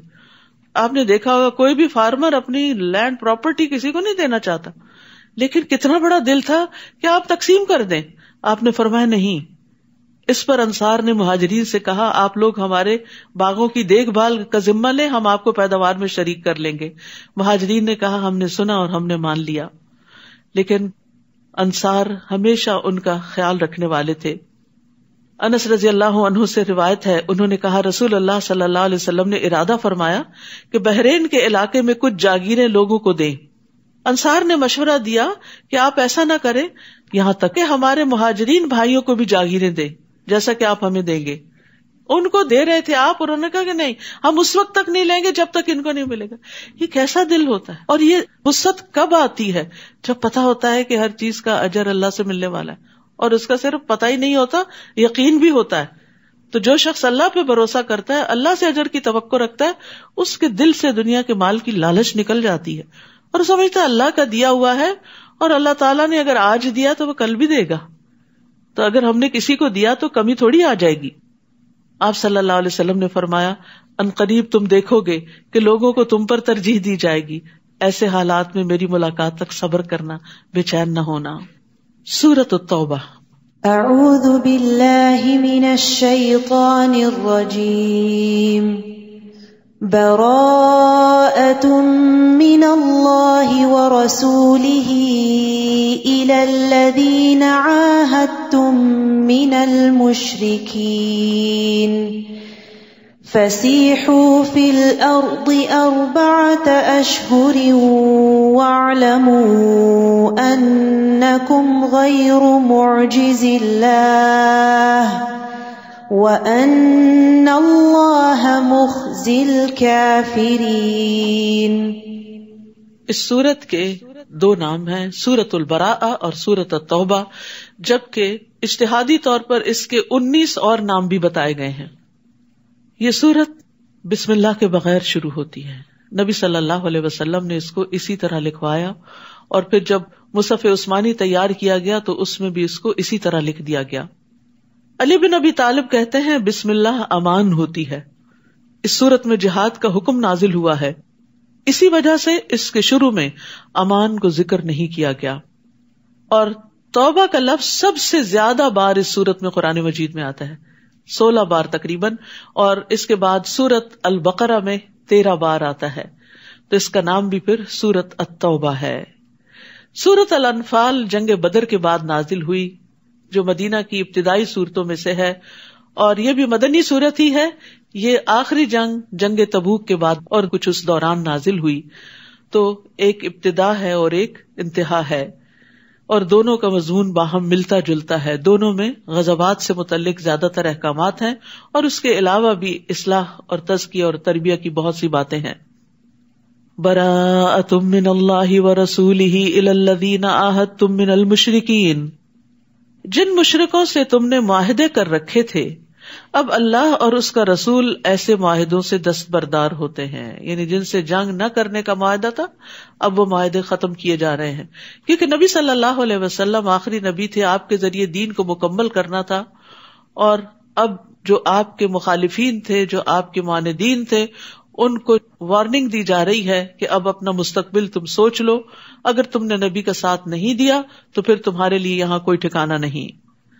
اور اے مشرکین، تم زمین میں 4 ماہ چل پھر لو، مہلت دی جا رہی ہے، خوب اچھی طرح غور و فکر کرو، سوچو، اور پھر یہ جان لو کہ تم اللہ کو عاجز نہیں کر سکتے، اور اللہ یقیناً کافروں کو رسوا کرنے والا ہے۔ اور یہ اللہ اور اس کے رسول کی طرف سے حج اکبر یعنی عرفہ کے دن تمام لوگوں کے لیے اعلان کیا جاتا ہے کہ اللہ اور اس کا رسول مشرکوں سے بری الذمہ ہیں، لہٰذا اگر تم توبہ کر لو یعنی اسلام لے آؤ تو تمہارے حق میں بہتر ہے، اور اگر تم اعراض کرو تو خوب جان لو کہ تم اللہ کو عاجز نہیں کر سکتے، یعنی اب تم غالب نہیں آ سکو گے، اب تمہاری خیر نہیں۔ اور اے نبی، ان کافروں کو دردناک عذاب کی خوشخبری دے دیجئے۔ ہاں، جن مشرکین سے تم نے معاہدہ کیا ہو پھر انہوں نے اسے پورا کرنے میں کوئی کمی نہ کی ہو اور نہ ہی تمہارے خلاف کسی کی مدد کی ہو، تو ان کے ساتھ اس عہد کو مقررہ مدت تک پورا کرو، کیونکہ اللہ تعالیٰ متقین کو پسند کرتا ہے۔ یہ بھی تقویٰ کی علامت ہے کہ انسان اپنے عہد کو نبھائے۔ پھر جب حرمت والے 4 مہینے گزر جائیں، حرمت والے مہینے ذوالقعدہ، ذوالحجہ، محرم اور رجب ہیں، جب یہ حرمت والے 4 مہینے گزر جائیں تو مشرکین کو جہاں پاؤ قتل کرو، انہیں پکڑو، یعنی مہلت اور مدت ختم، سوچ بچار کا وقت ختم، ان کا محاصرہ کرو اور ان کی طاق میں ہر گھات کی جگہ پر بیٹھو۔ پھر اگر وہ توبہ کر لیں، نماز قائم کریں اور زکوٰۃ ادا کرنے لگیں تو ان کی راہ چھوڑ دو، کیونکہ اللہ درگزر کرنے والا اور رحم کرنے والا ہے۔ تو یاد رکھیے، توبہ اسی وقت سچی ثابت ہوتی ہے جب انسان کا عمل بدلتا ہے، تو زبانی توبہ کے ساتھ ساتھ عمل سے اس کو ثابت کرنا لازم ہے۔ اور نماز کے ساتھ زکوٰۃ کا بھی حکم دیا گیا ہے، ارکان 5 میں سے نماز کے بعد زکوٰۃ کا ذکر آتا ہے، کیونکہ یہ فقراء کا حق ہے، اور کوئی بھی سوسائٹی اس وقت تک فلرش نہیں کر سکتی جب تک کہ اس کے کمزور لوگوں کا حق ان کو نہ دیا جائے۔ تو انہیں نماز اور زکوٰۃ کی شرط پر امان ملی۔ اور اگر ان مشرکوں میں سے کوئی آپ سے پناہ طلب کرے تو اسے پناہ دے دیجئے، تاکہ وہ اطمینان سے اللہ کا کلام سن لے، پھر اسے اس کی جائے امن تک پہنچا دو، یعنی اگر وہ نہیں اسلام لانا چاہتا تو اس کے ٹھکانے تک پہنچا دو۔ یہ موقع اس لیے دینا چاہیے کہ یہ لوگ علم نہیں رکھتے، تو اس سے کیا پتہ چلتا ہے کہ بغیر علم کے جہالت میں لوگوں کو ختم نہیں کرو۔ کیف یکون للمشرکین عہد عند اللہ وعند رسولہ، اللہ اور اس کے رسول کے ہاں مشرکوں کا عہد کیسے معتبر ہو سکتا ہے، سوائے ان لوگوں کے جنہوں نے مسجد حرام کے پاس تم سے عہد کیا تھا۔ تو جب تک وہ تمہارے ساتھ سیدھے رہے تم بھی ان کے ساتھ سیدھے رہو، اللہ یقیناً تقوی والوں کو پسند کرتا ہے۔ ان کا عہد معتبر بھی کیسے ہو سکتا ہے جبکہ اگر وہ تم پر قابو پا لیں تو تمہارے معاملے میں نہ کسی رشتے کا لحاظ رکھیں گے نہ عہد کا، یعنی وہ تو تمہارے ساتھ اس طرح کی بدسلوکی کرتے ہیں، وہ باتوں سے ہی تمہیں خوش کرتے ہیں جبکہ ان کے دل وہ بات تسلیم نہیں کرتے، اور ان میں سے اکثر بد عہد ہی ہیں۔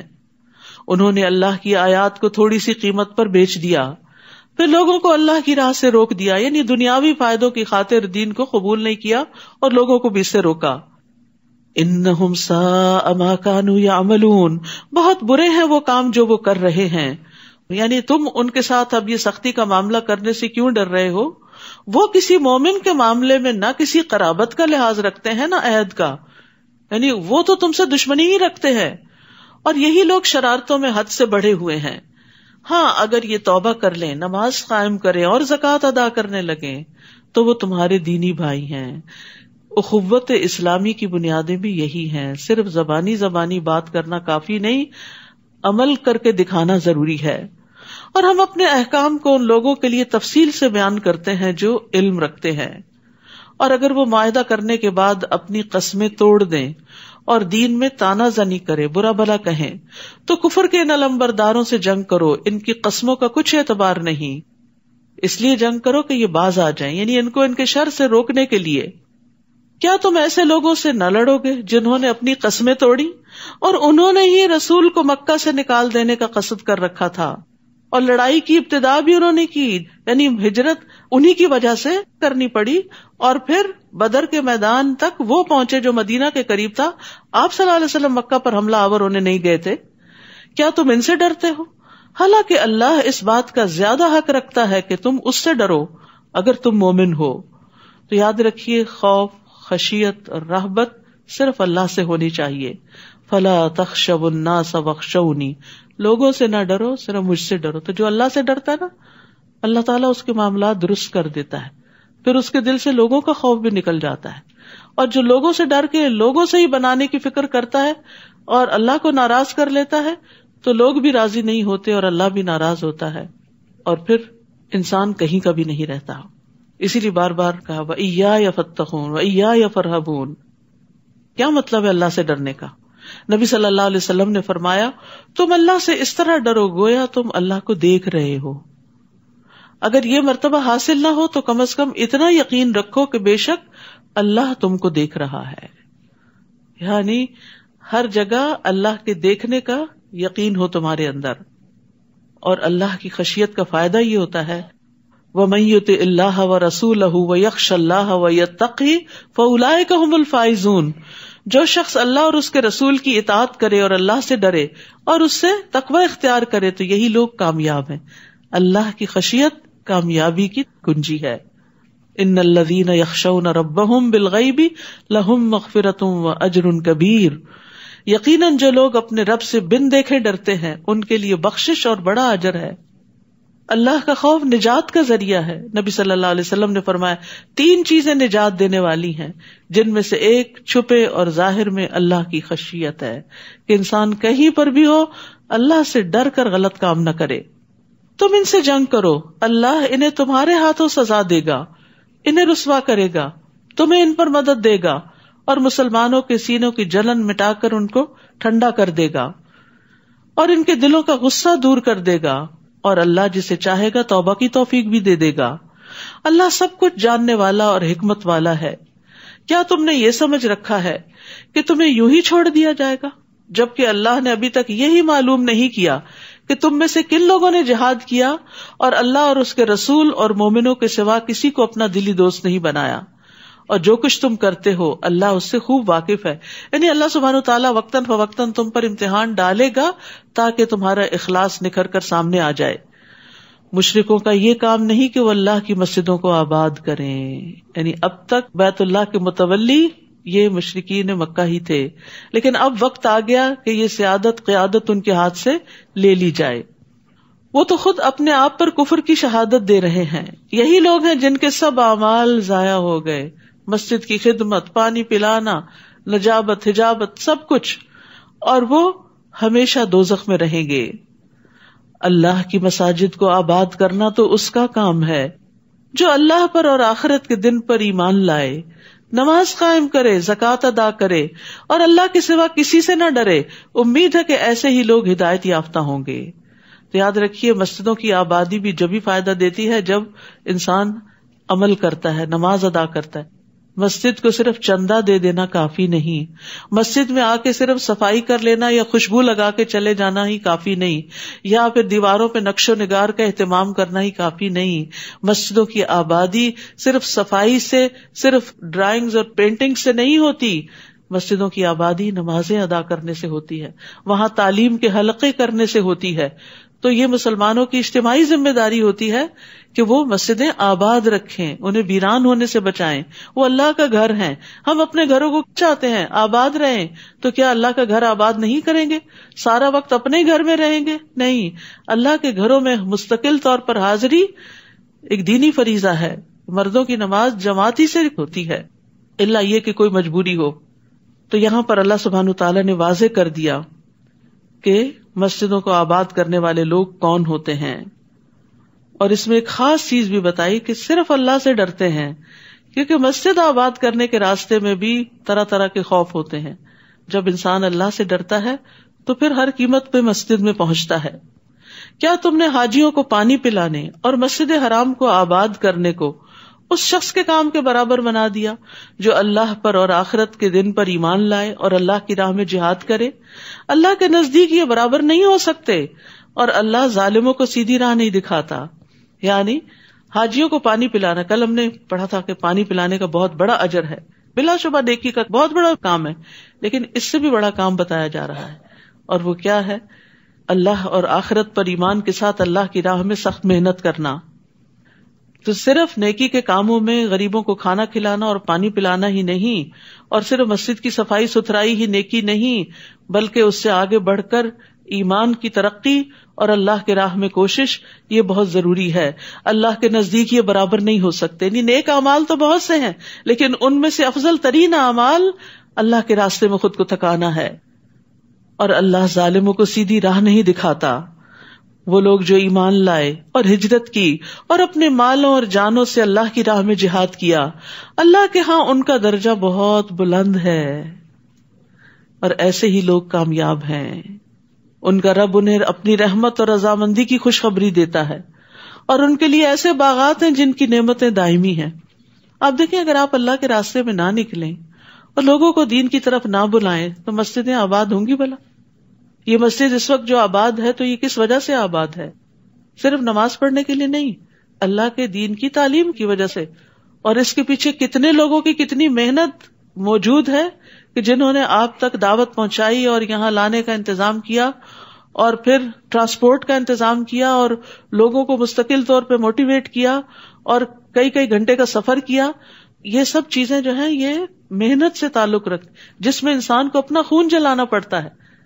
ایک یہ ہے کہ آپ آئے آرام سے ہوور اٹھائیں، صفائی کریں، یہ بھی بڑی اچھی بات ہے، میں نہیں کہتی کہ صفائی چھوڑ دیں، لیکن وہ آرام کا کام ہے. انسان کا دل بھی خوش ہوتا ہے جو دیکھتا ہے اچھا مسجد صاف ہو رہی ہے، ماشاءاللہ بہت اچھا کام کر رہے ہیں، بہت اچھا کام کر رہے ہیں. لیکن جو اللہ کی طرف لوگوں کو بلاتا ہے اس کو تو چار باتیں بھی سننی پڑ جاتی کہ کیوں پیچھے پڑ جاتے ہو، آ جائیں گے جب ہمارا دل چاہے گا، اور یہ کوئی ضروری تو نہیں، اور کیا قرآن ہی پڑھنا نیکی ہے اور کام نہیں، ہم گھر والوں کی خدمت نہیں کر رہے، بچے نہیں پال رہے، یہ بھی تو نیکی، بلا شبہ نیکیاں ہیں.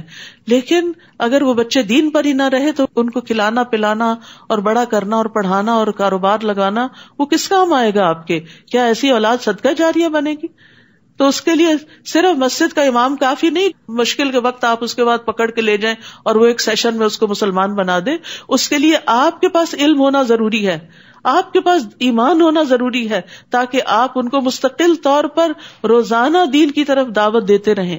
تو اس لیے مسلمان عورتوں کا بھی علم حاصل کرنا بے انتہا ضروری ہے. جاہل ماں جاہل اولاد پیدا کرتی. جس ماں کو خود علم کی قدر نہیں ہوتی، جو علم میں محنت نہیں کرتی، وہ بچوں کو بھی کچھ نہیں سکھا سکتی. اور نیچرل طریقے سے جو آپ چھوٹی چھوٹی باتیں سکھاتے ہیں وہ بڑے بڑے مدارس میں بھی نہیں سیکھ سکتے بچے، کیونکہ وہ آپ کے عمل سے بھی سیکھ رہے ہوتے ہیں، آپ کے رویے سے سیکھ رہے ہوتے ہیں. آپ اذکار کر رہے ہوتے ہیں، وہ آپ کا ہلتا وہ منہ دیکھ کے بھی سیکھ رہے ہوتے ہیں کہ ہماری ماں کوئی اچھا ہی کام کر رہی ہے. تو اس لیے ضروری ہے کہ آپ کو پتا ہو، اور اس کے لیے سخت محنت کی ضرورت ہوتی. یعنی گھر کے کاموں کے ساتھ ساتھ باہر کے کام کے لیے نکلنا محنت مانگتا ہے. تو جب ہم اپنی دنیا کے لیے نکل سکتے ہیں تو کیا دین کے لیے نہیں نکل سکتے؟ تو یہ افضل درجے کا کام ہے. ایک ایک قدم پر درجے بلند ہوتے ہیں، اور فرشتے اپنے پر بچھاتے ہیں، اور فرشتے ڈھانپ لیتے ہیں، اور آپ کا ذکر اللہ کے پاس ہوتا ہے.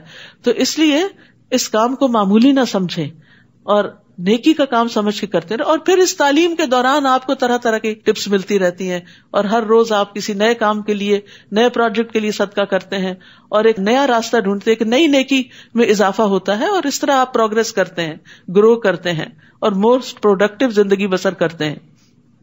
ان کا رب انہیں اپنی رحمت اور رضامندی کی خوشخبری دیتا ہے، اور ان کے لیے ایسے باغات ہیں جن کی نعمتیں دائمی ہیں، وہ ان میں ہمیشہ رہیں گے. بلا شبہ اللہ کے ہاں ان کے لیے بہت بڑا اجر ہے. اے ایمان والو، اگر تمہارے باپ اور تمہارے بھائی ایمان کے مقابلے میں کفر کو پسند کریں تو انہیں بھی اپنا دوست مت بناؤ، اور تم میں سے جو شخص انہیں اپنا دوست بنائے تو ایسے ہی لوگ ظالم ہیں. ان کے ساتھ خیر خواہی تو ہوگی، لیکن پھر وہ دلی محبت نہیں رہے گی، وہ تو صرف ایمان والوں سے ہی ہو سکتی ہے.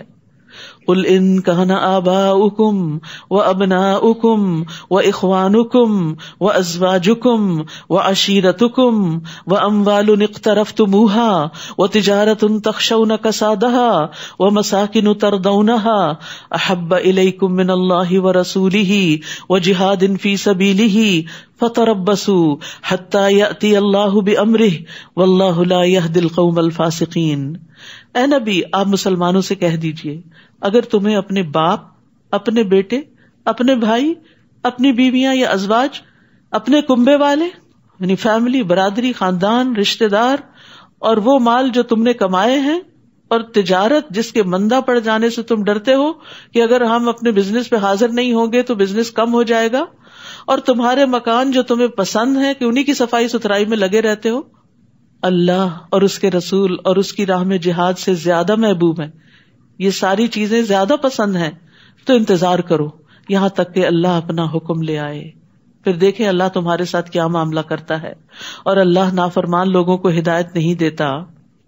یاد رکھیے زندگی کے ہر معاملے میں اللہ اور اس کے رسول کو آگے رکھنا ہوگا، ان کی اطاعت کو، ان کے قول کو، ان کی رضا کو. خوف اور امید بھی اللہ سے بڑھ کر کسی اور سے نہیں. اگر ایسا نہیں تو پھر اللہ سبحانہ وتعالی اپنا فیصلہ لے آئے گا. تو ایمان والے وہ ہیں جن کو اللہ اور اس کا رسول ان کے علاوہ سے زیادہ محبوب نہ ہو، اور اگر کوئی زبان سے دعویٰ کرے تو یہ دعویٰ ان کا جھوٹا ہوگا اور وہ اپنے قول سے اپنی ہی بات کو جھٹلا رہا ہوگا. تو اس لیے ضروری ہے کہ ہماری محبتوں کا محور اور مرکز اللہ اور اس کا رسول اور اس کے راہ میں محنت ہو. ہمیں اپنے گھر والوں سے زیادہ، اپنی ذات سے زیادہ، اپنے مال اور اولاد سے زیادہ اللہ اور اس کے رسول سے محبت ہونی چاہیے.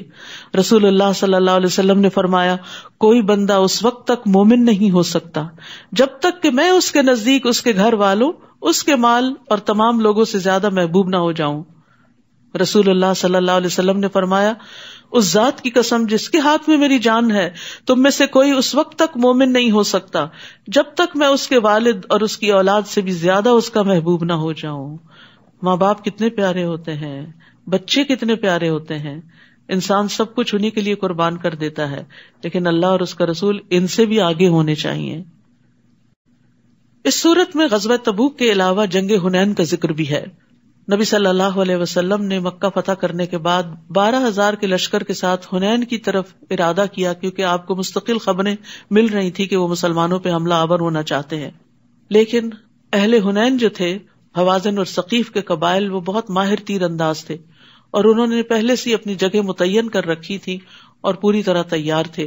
مسلمانوں کے پاس اس وقت اتنی فوج تھی جو آج سے پہلے کبھی نہیں ہوئی تھی، تو انہیں اللہ کی مدد سے زیادہ اپنی کثرت پر فخر آ گیا، یعنی اپنی کثرت پر انہیں تعجب ہوا، خوش ہو گئے. آج ہمیں کوئی نہیں ہرا سکتا کیونکہ ہم تعداد میں زیادہ ہیں. تو اللہ سبحانہ وتعالیٰ نے معاملہ برعکس کر دیا. اللہ اس سے پہلے بہت سے موقعوں پر تمہاری مدد کر چکا ہے، اور حنین کے دن بھی اسی نے تمہاری مدد کی تھی جبکہ تمہیں اپنی کثرت پہ ناز تھا، مگر وہ کثرت تمہارے کسی کام نہ آئی. وسائل اسباب ضروری ہوتے ہیں لیکن ان پہ بھروسہ نہیں کیا جاتا، بھروسہ اللہ کی ذات پر ہوتا ہے. اور زمین اپنی فراخی کے باوجود تم پر تنگ ہو گئی اور تم پیٹھ دکھا کر بھاگ کھڑے ہوئے. یعنی حوازن اور ثقیف قبائل کے تیر اندازوں نے مسلمانوں پہ وہ تیر برسائے کہ مسلمان پلٹ گئے. ثم انزل اللہ سکینتہ علی رسولہ وعلی المؤمنین، پھر اللہ نے اپنے رسول اور مومنوں پر تسکین نازل کی، سکینت اتاری، اور ایسے لشکر اتارے جو تمہیں نظر نہیں آتے تھے، یعنی فرشتوں سے مدد کی، اور کافروں کو سزا دی، اور کافروں کا یہی بدلہ ہے. یہاں بھی مسلمانوں کو کثیر تعداد میں جنگی قیدی اور مال غنیمت حاصل ہوا تھا، اور یہ سب اللہ کی مدد سے ہوا. پھر اس کے بعد اللہ جسے چاہتا ہے توبہ کی توفیق دے دیتا ہے، اور وہ درگزر کرنے والا اور رحم کرنے والا ہے. یہ حنین والے طائف کے علاقے کے لوگ تھے. آپ کو معلوم ہے طائف والوں نے نبی صلی اللہ علیہ وسلم سے کیا معاملہ کیا تھا، لیکن جب نبی صلی اللہ علیہ وسلم نے ان کے قیدی واپس کر دیے تو وہ کثرت سے مسلمان ہو گئے. یہ وہی لوگ جو کل تک آپ کے دشمن تھے، اور آپ کو کہا بھی گیا کہ آپ بدلہ لے سکتے ہیں ان سے، آپ نے فرمایا شاید ان کی نسلوں میں سے کوئی مسلمان ہو جائے. تو آج یہ لوگ مسلمان ہو گئے، اور پھر انہی کی نسلوں میں سے محمد بن قاسم اور بہت سے لوگ نکلے جو مسلمانوں کے لیے کامیابیوں کا ذریعہ بنے.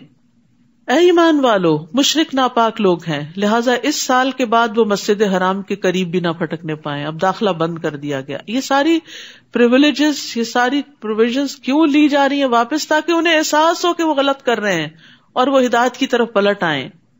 اور اگر تمہیں مفلسی کا ڈر ہو کہ یہ نہیں آئیں گے تو بزنس کم ہو جائے گا، تو اللہ اگر چاہے تو جلد ہی تمہیں اپنی مہربانی سے غنی کر دے گا. یہ نہیں ہوں گے تو اور لوگ مسلمان ہو کر حج اور عمرے کے لیے آئیں گے اور تمہارا بزنس بڑھ جائے گا. اور اللہ سب کچھ جاننے والا اور حکمت والا ہے. کبھی ایسا بھی ہوتا ہے کہ اللہ سبحانہ تعالیٰ کے راستے میں انسان کو دنیاوی مفاد سے پیچھے ہٹنا پڑتا ہے، پھر اللہ سبحانہ تعالیٰ جو قسمت میں لکھا ہوتا ہے وہ دے دیتا ہے، کسی اور راستے سے دے دیتا ہے. جو ملنا ہے وہ تو مل کے رہنا ہے، اسے نافرمانی سے حاصل نہ کرے، اسے اللہ کی اطاعت سے حاصل کریں. تو رزق کی تقسیم مخلوق کے ہاتھ میں نہیں ہے. فقر سے مت ڈرو. مشرکین مکہ جو تھے وہ مکہ میں غلہ لاتے تھے، تو اب ان کو وہاں آنے سے روک دیا گیا، تو مسلمانوں کو ڈر ہوا کہ اب غذائی قلت ہو جائے گی، تو کہا کہ نہیں، اللہ اپنے فضل سے غنی کرے گا. اور پھر وہی ہوا، سارا عرب مسلمان ہو گیا اور مکہ کی طرف ہر طرف سے غلہ آنا شروع ہو گیا، دولت کی ریل پیل ہو گئی. اور اہل کتاب میں سے ان لوگوں کے ساتھ جنگ کرو جو نہ اللہ پر ایمان لاتے ہیں نہ آخرت کے دن پر، نہ ان چیزوں کو حرام سمجھتے ہیں جو اللہ اور اس کے رسول نے ان پہ حرام کی ہیں، اور نہ ہی دین حق کو اپنا دین بناتے ہیں، یہاں تک کہ وہ اپنے ہاتھ سے جزیہ ادا کرے اور چھوٹے بن کر رہنا گوارا کر لے. یعنی مشرکین مکہ کے بعد اہل کتاب سے نمٹنے کی تلقین کی جا رہی، کیونکہ نبی صلی اللہ علیہ وسلم کو جزیرۃ العرب میں سب کو مسلمان کرنا تھا. یہودی کہتے ہیں عزیر اللہ کا بیٹا، اور عیسائی کہتے ہیں مسیح اللہ کا بیٹا ہے. یہ تو ان کے منہ کی باتیں ہیں.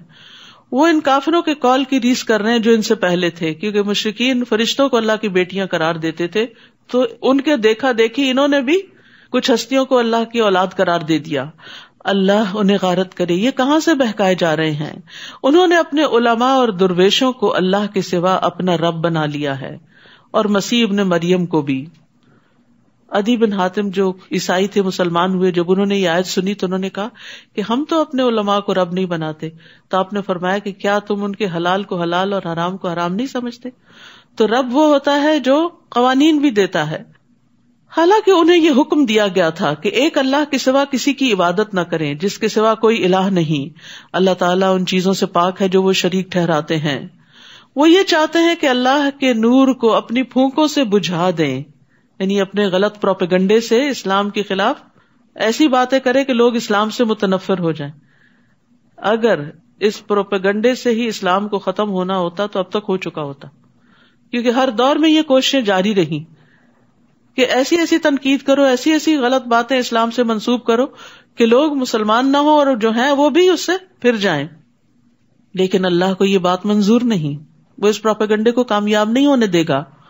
وہ اپنے نور کو پورا کر کے رہے گا، خواہ یہ بات کافروں کو کتنی ہی بری لگے.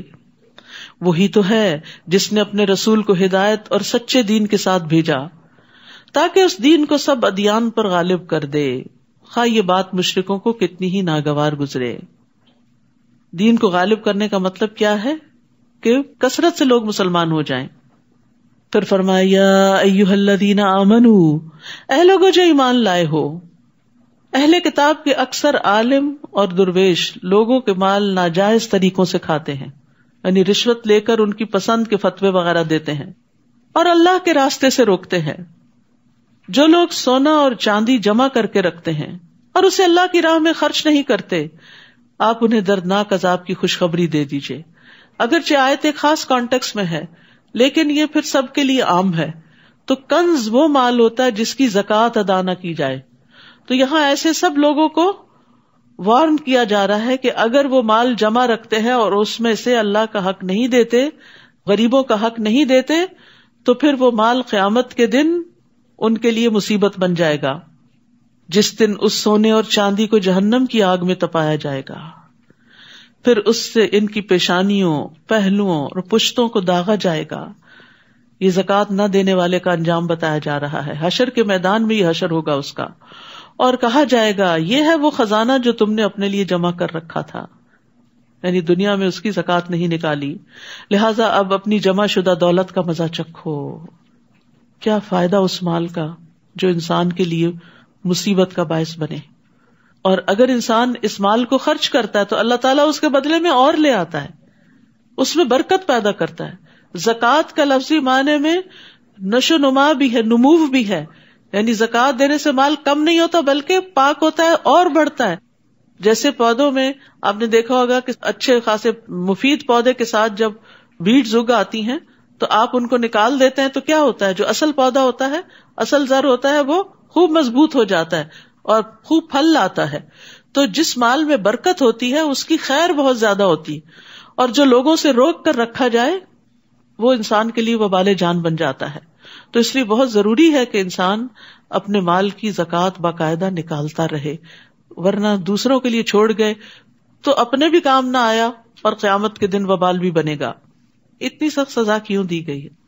اصل میں انسان سب سے زیادہ مال سے محبت کرتا ہے، تو اللہ کا قاعدہ یہ ہے کہ وہ انسان کو اس کی محبوب ترین چیز سے ہی توڑتا ہے. آپ تجربہ کر کے دیکھ لیں، جس انسان سے، جس چیز سے آپ جتنی زیادہ محبت کریں گے وہ آپ کے لیے اتنا بڑا فتنہ بنے گا، وہ آپ کا دل توڑنے والا بنے گا. مال سے زیادہ محبت کریں گے تو وہ مال آپ کے لیے مصیبت کا باعث بنے گا. تو محبوب چیز کے ذریعے ہی عذاب دیا جائے گا، کیونکہ ایک آگے وہ سونا اور چاندی گرم کر کے لگایا جائے گا.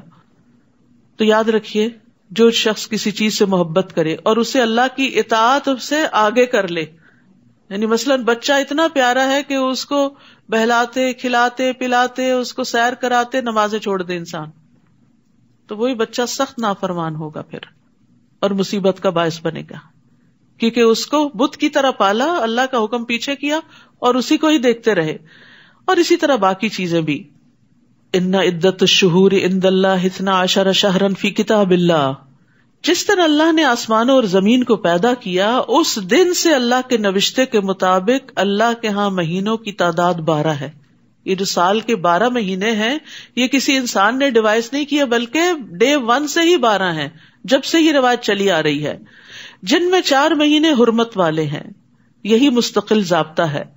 لہٰذا ان مہینوں میں قتال ناحق سے اپنے اوپر ظلم نہ کرو، اور مشرکوں سے سب مل کر لڑو جیسے وہ تم سے مل کر لڑتے ہیں، اور جان لو کہ اللہ متقین کے ساتھ ہے. مہینوں کو پیچھے ہٹا دینا ایک مزید کافرانہ حرکت ہے. اہل عرب کیا کرتے تھے؟ لڑائی کے بڑے دل دادا تھے. حرام مہینوں میں جنگ کرنا منع تھا، اور جب وہ حرام مہینوں میں لڑنا چاہتے تو حرام کو حلال کر لیتے اور حلال کو حرام کر لیتے. تو مہینوں کو آگے پیچھے کر دینا ایک مزید کافرانہ حرکت ہے جس سے کافر گمراہی میں پڑے رہتے ہیں. وہ ایک سال تو کسی مہینے کو حلال کر لیتے ہیں اور دوسرے سال اسی مہینے کو حرام کر دیتے ہیں تاکہ اللہ کے حرام کردہ مہینوں کی گنتی پوری کر لیں. یعنی 4 مہینے جو مقرر شدہ ہیں ان کی بجائے سال کے کوئی بھی 4 مہینے حرام بنا لیے اپنی مرضی سے. تو دین میں اس طرح کی تبدیلی کی اجازت نہیں ہوتی کہ انسان اس میں اپنی مرضی سے پسند اور خواہشات کو داخل کر کے اس کو دین کا نام دے دے. جیسے بنی اسرائیل نے ہفتے کے دن مچھلیاں پکڑ کر ہیلا سازی کی تھی، یہاں مشرکین عرب بھی یہی کر رہے تھے. اس طرح وہ اس مہینے کو حلال کر لیتے جسے اللہ نے حرام کیا تھا. ان کے لیے ان کے برے اعمال خوشنما بنا دیے گئے ہیں، اور اللہ کافروں کو سیدھی راہ نہیں دکھاتا. یا ایھا الذین آمنوا، اے ایمان والو تمہیں کیا ہو گیا ہے جب تمہیں کہا جائے کہ اللہ کی راہ میں جہاد کے لیے نکلو تو تم زمین کی طرف بچھ جاتے ہو. اب غزوہ تبوک کی طرف اشارہ ہے. 600 میل دور اور پھر سخت گرمی کا موسم، کھجوروں کے باغ پکے ہوئے، اور سب کو نکلنے کی دعوت دی گئی. یعنی یہ فرض درجے میں حکم تھا، یعنی فرض کفایہ نہیں تھا، لازم فرض تھا. تو اب سب کے لیے نکلنے میں مشکل ہوئی. کیا تم نے آخرت کے مقابلے میں دنیا کی زندگی کو پسند کر لیا ہے؟ دنیا کی رونقیں اور دنیا کے مال اور اسباب اور گھر اور آرام اور ٹھنڈا سایہ اور پانی اور سکون، بس یہی تمہارا مقصد زندگی بن کے رہ گیا؟ اپنے آرام کو قربان نہیں کرو گے؟ حالانکہ آخرت کے مقابلے میں دنیاوی زندگی کا فائدہ بالکل تھوڑا سا ہے. یہ چند دن کی راحت اور پھر ہمیشہ کی تکلیف. تو یہاں پر مسلمانوں کو دنیا کی راحت کو آخرت کی راحت پر مقدم کرنے کی وجہ سے ڈانٹ مل رہی ہے، کیونکہ آخرت کی راحت دنیا کی مشقت کے بغیر حاصل نہیں کی جا سکتی. یاد رکھیے. اور آئندہ آ رہے ہیں دن مشقت والے، دن بھی اور راتیں بھی، کھانا اور نیند اور آرام سب کچھ قربان اللہ کی خاطر. کیا حاصل کرنے کے لیے؟ آخرت کی جنت پانے کے لیے. نبی صلی اللہ علیہ وسلم نے فرمایا، جس نے دنیا طلب کی اس نے اپنی آخرت کو نقصان پہنچایا. دنیا سے مکمل طور پر تو کنارہ کش نہیں ہونا چاہیے، لیکن جہاں دین کا بڑا فائدہ ہو وہاں سے پیچھے بھی نہیں رہنا چاہیے. یعنی بعض اوقات دونوں چیزیں ساتھ ساتھ چل رہی ہوتی. کبھی ایسا بھی ہوتا ہے کہ ایک کو کمپرومائز کرنا پڑتا ہے، دین کو پیچھے چھوڑ دیتے ہیں لوگ، دنیا آگے کر لیتے. نہیں، دین کو پیچھے نہیں چھوڑنا. جس نے دنیا طلب کی اس نے اپنی آخرت کو نقصان پہنچایا، اور جس نے آخرت کا مطالبہ کیا، آخرت کی چاہت کی، اس نے اپنی دنیا کو نقصان دیا. کہیں نہ کہیں اس کی دنیا کو نقصان ہوگا. بس تم باقی رہنے والی آخرت کی خاطر فنا ہونے والی دنیا کا نقصان ہونے دو، کوئی بات نہیں. اگر ہو بھی گیا تو آخرت میں ایک ایک چیز کا بدلہ مل جائے گا. اگر تم نہ نکلو گے تو اللہ تمہیں دردناک سزا دے گا، اور تمہارے علاوہ دوسرے لوگ لے آئے گا، اور تم ان کا کچھ بگاڑ نہ سکو گے. اور اللہ ہر چیز پر قادر ہے. نہیں، اگر تم دین کی خدمت نہیں کرو گے تو اللہ تعالیٰ یہ کام کسی اور سے لے لے گا. یہ چیز دل کو کتنی تکلیف دیتی ہے. نہیں، اللہ تعالیٰ ہمیں آپ کے لیے، اللہ تعالیٰ ہم سے کام لیں، ہماری جگہ کسی اور کو بدل کر نہ لائیں. اگر تم اس نبی کی مدد نہ کرو گے تو اس سے پہلے اللہ نے اس کی مدد کی جب کافروں نے اسے مکہ سے نکال دیا تھا. یعنی مدینہ میں اب مشکل ترین حالات تھے. جنگ تبوک جو تھی بہت بڑا امتحان تھی. تو یہاں وارننگ دی جا رہی ہے، اگر تم اس جنگ میں نہیں نکلو گے، نبی کا ساتھ نہیں دو گے، رومیوں کے مقابلے میں نہیں جاؤ گے، تو اللہ نے تو اپنے نبی کی مدد اس وقت بھی کی تھی جب کفار نے اسے مکہ سے نکال دی. ہجرت کا موقع یاد کریں، جبکہ وہ دونوں غار میں تھے. دوسرا کون تھا؟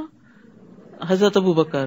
اور وہ دو میں سے دوسرا تھا، اور اپنے ساتھی سے کہہ رہا تھا غم نہ کرو، اللہ ہمارے ساتھ ہے.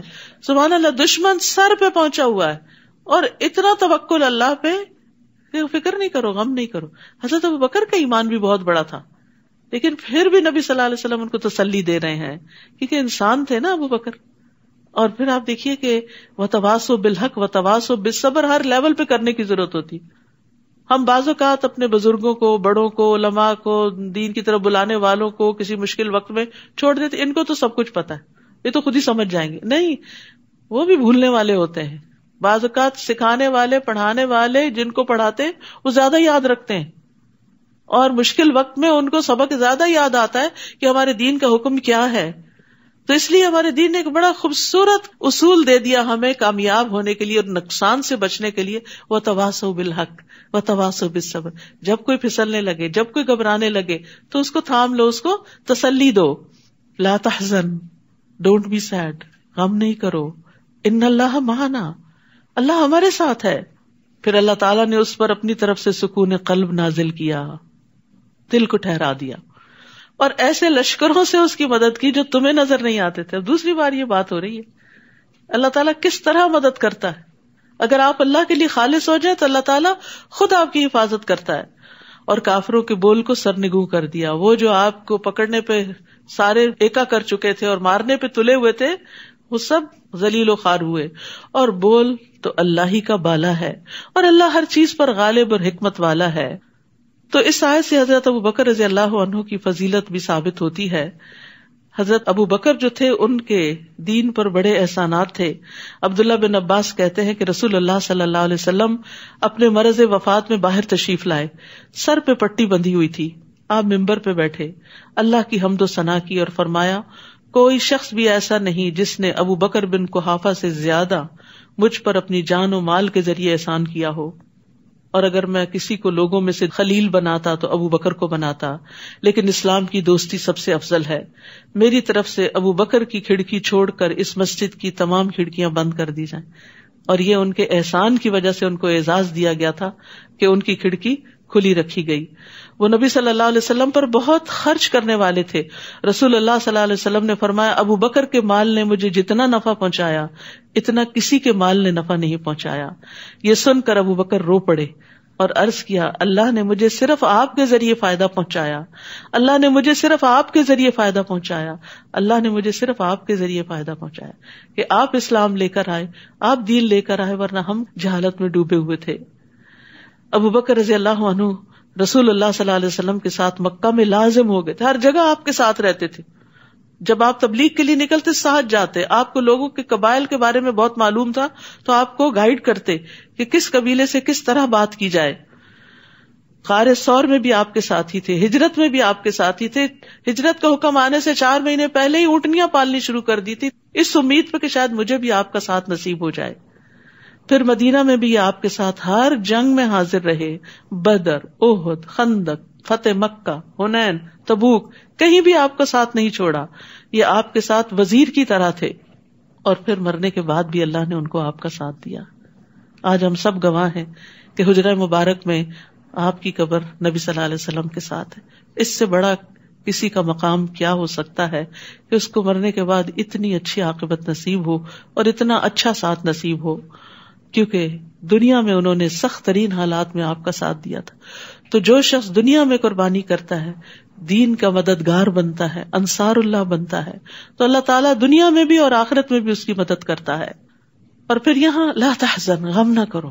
غم جو ہے یہ انسان کی صلاحیتوں کو کھا جانے والا ہوتا ہے, اس لیے حد الوسع کوشش کرنی چاہیے کہ غم اور ڈپریشن سے انسان باہر نکلے. اس کے لیے دوا بھی کھائے, دعا بھی کرے, کوششیں بھی کرے, ہر طرح کی محنت کرے. اور دعاؤں میں خصوصی یہ دعا, اللہم انی اعوذ بک من الہم والحزن والعجز والکسل والبخل والجبن ودلع الدین وغلبۃ الرجال. اتنی جامع دعا ہے یہ. اے اللہ میں تیری پناہ مانگتا ہوں دکھ سے, غم سے, عاجزی سے, سستی سے, بخل سے, بزدلی سے, قرضداری کے بوجھ سے, اور ظالم کے اپنے اوپر غلبے سے. اور غم کے وقت اللہ ہی کو پکارنا چاہیے. نبی صلی اللہ علیہ وسلم پر پریشانی آتی تو آپ لا الہ الا اللہ العظیم الحلیم, لا الہ الا اللہ رب العرش العظیم, لا الہ الا اللہ رب السماوات ورب الارض ورب العرش الکریم پڑھا کرتے تھے.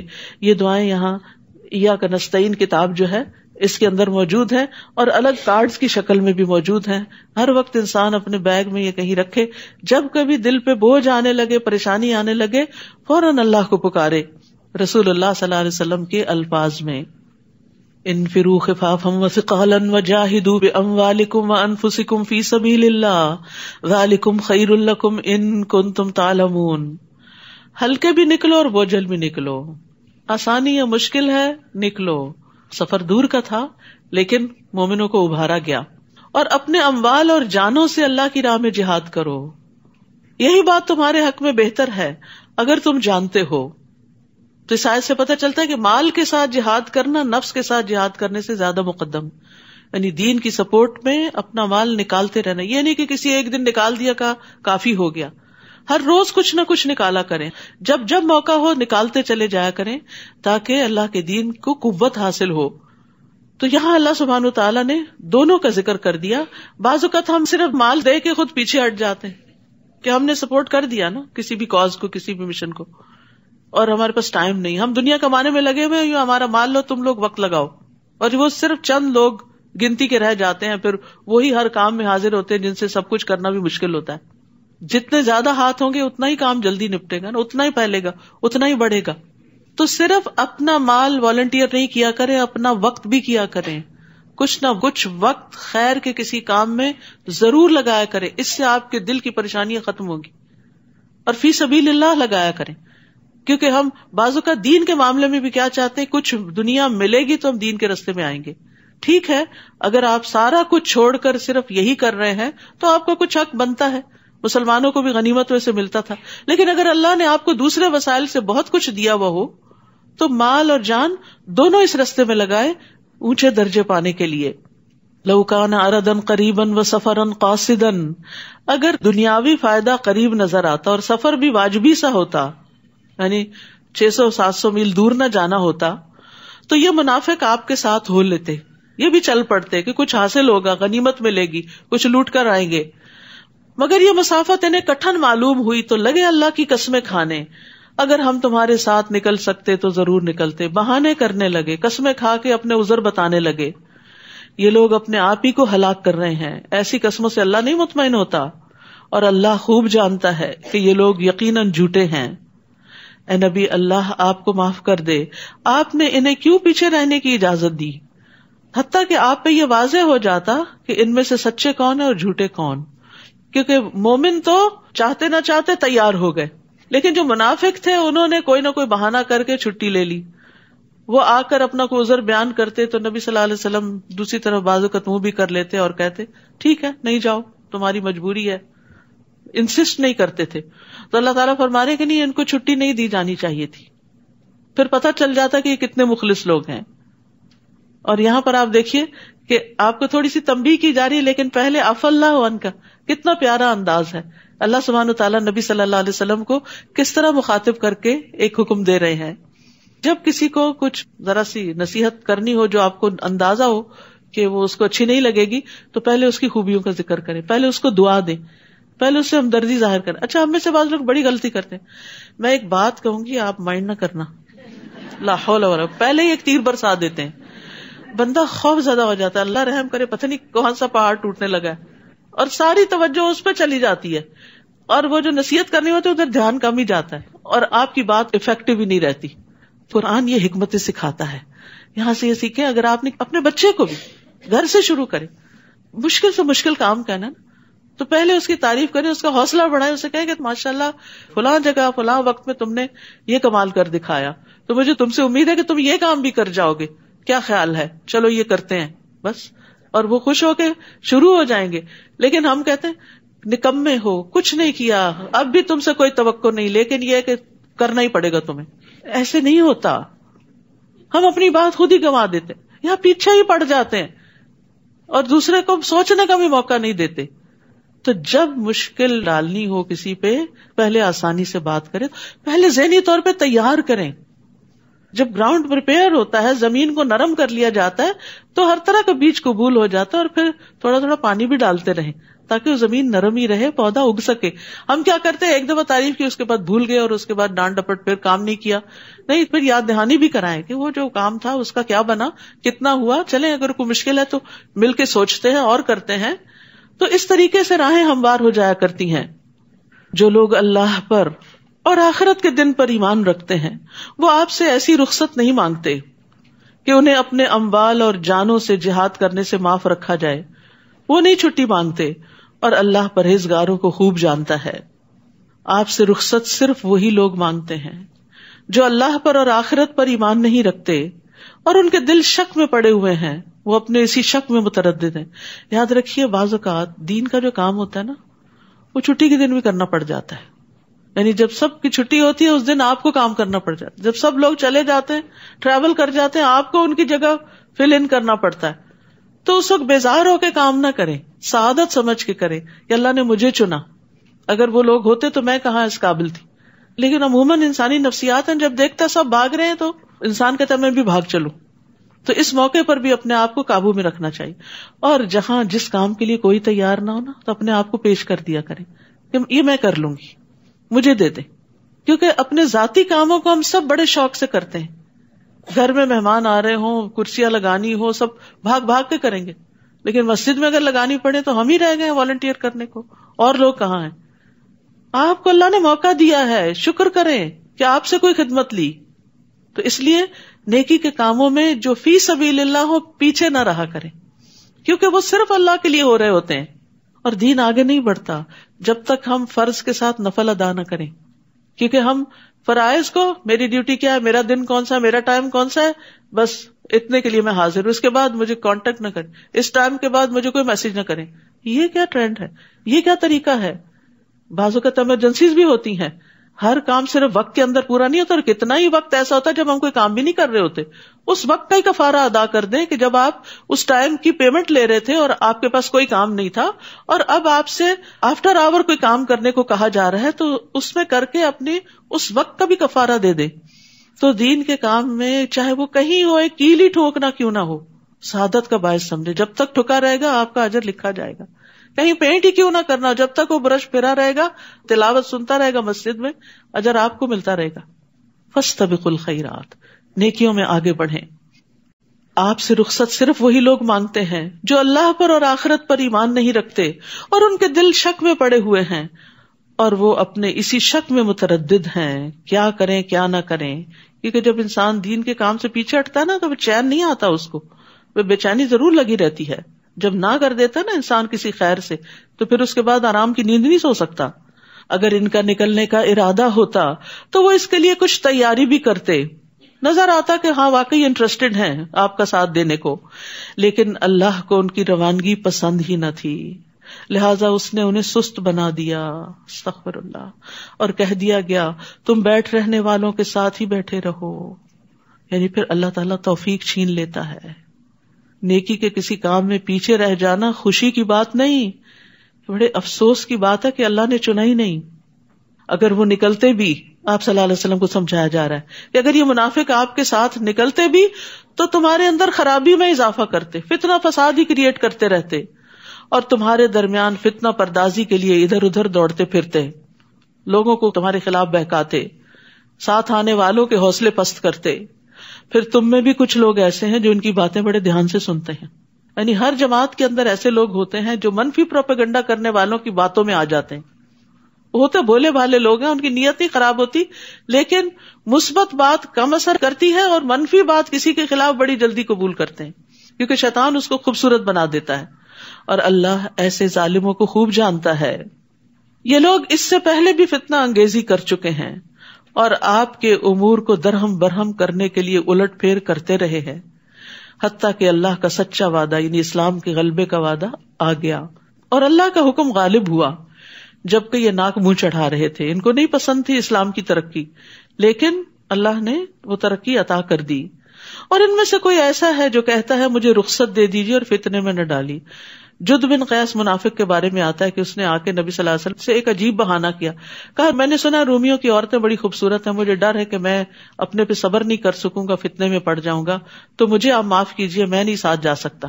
سن رکھو، فتنے میں تو یہ لوگ پہلے ہی پڑے ہوئے ہیں، یعنی نفاق کی وجہ سے، اور جہنم ایسے کافروں کو گھیرے ہوئے ہے. اگر آپ کو کوئی بھلائی ملے تو انہیں بری لگتی ہے، دل سے تو دشمن ہے، حاسد ہے، اور اگر کوئی مصیبت آ پڑے تو کہتے ہیں ہم نے تو اپنا معاملہ پہلے ہی درست کر لیا تھا، شکر ہے ہم وہاں موجود نہیں تھے. پھر وہ خوش خوش واپس جاتے ہیں. آپ ان سے کہیے قُل لَن يُصِيبَنَا إِلَّا مَا كَتَبَ اللَّهُ لَنَا هُوَ مَوْلَانَا وَعَلَى اللَّهِ فَلْيَتَوَكَّلِ الْمُؤْمِنُونَ. ہمیں اگر کوئی مصیبت آئے گی تو وہی آئے گی جو اللہ نے ہمارے مقدر کر رکھی، وہی ہمارا سرپرست ہے، اور مومنوں کو اللہ ہی پر بھروسہ کرنا چاہیے. نیز ان سے کہیے کہ تم ہمارے حق میں جس چیز کا انتظار کر سکتے ہو وہ یہی ہے کہ ہمیں 2 بھلائیوں میں سے کوئی ایک بھلائی مل جائے، اور ہم تمہارے حق میں جس چیز کے منتظر ہیں وہ یہ ہے کہ اللہ تمہیں اپنے ہاتھ سے خود سزا دیتا ہے یا ہمارے ہاتھوں دلواتا ہے، لہٰذا تم بھی انتظار کرو اور ہم بھی تمہارے ساتھ انتظار کرتے ہیں. قُلْ أَنفِقُوا طَوْعًا أَوْ كَرْهًا لَن يُتَقَبَّلَ مِنكُمْ إِنَّكُمْ كُنتُمْ قَوْمًا فَاسِقِينَ.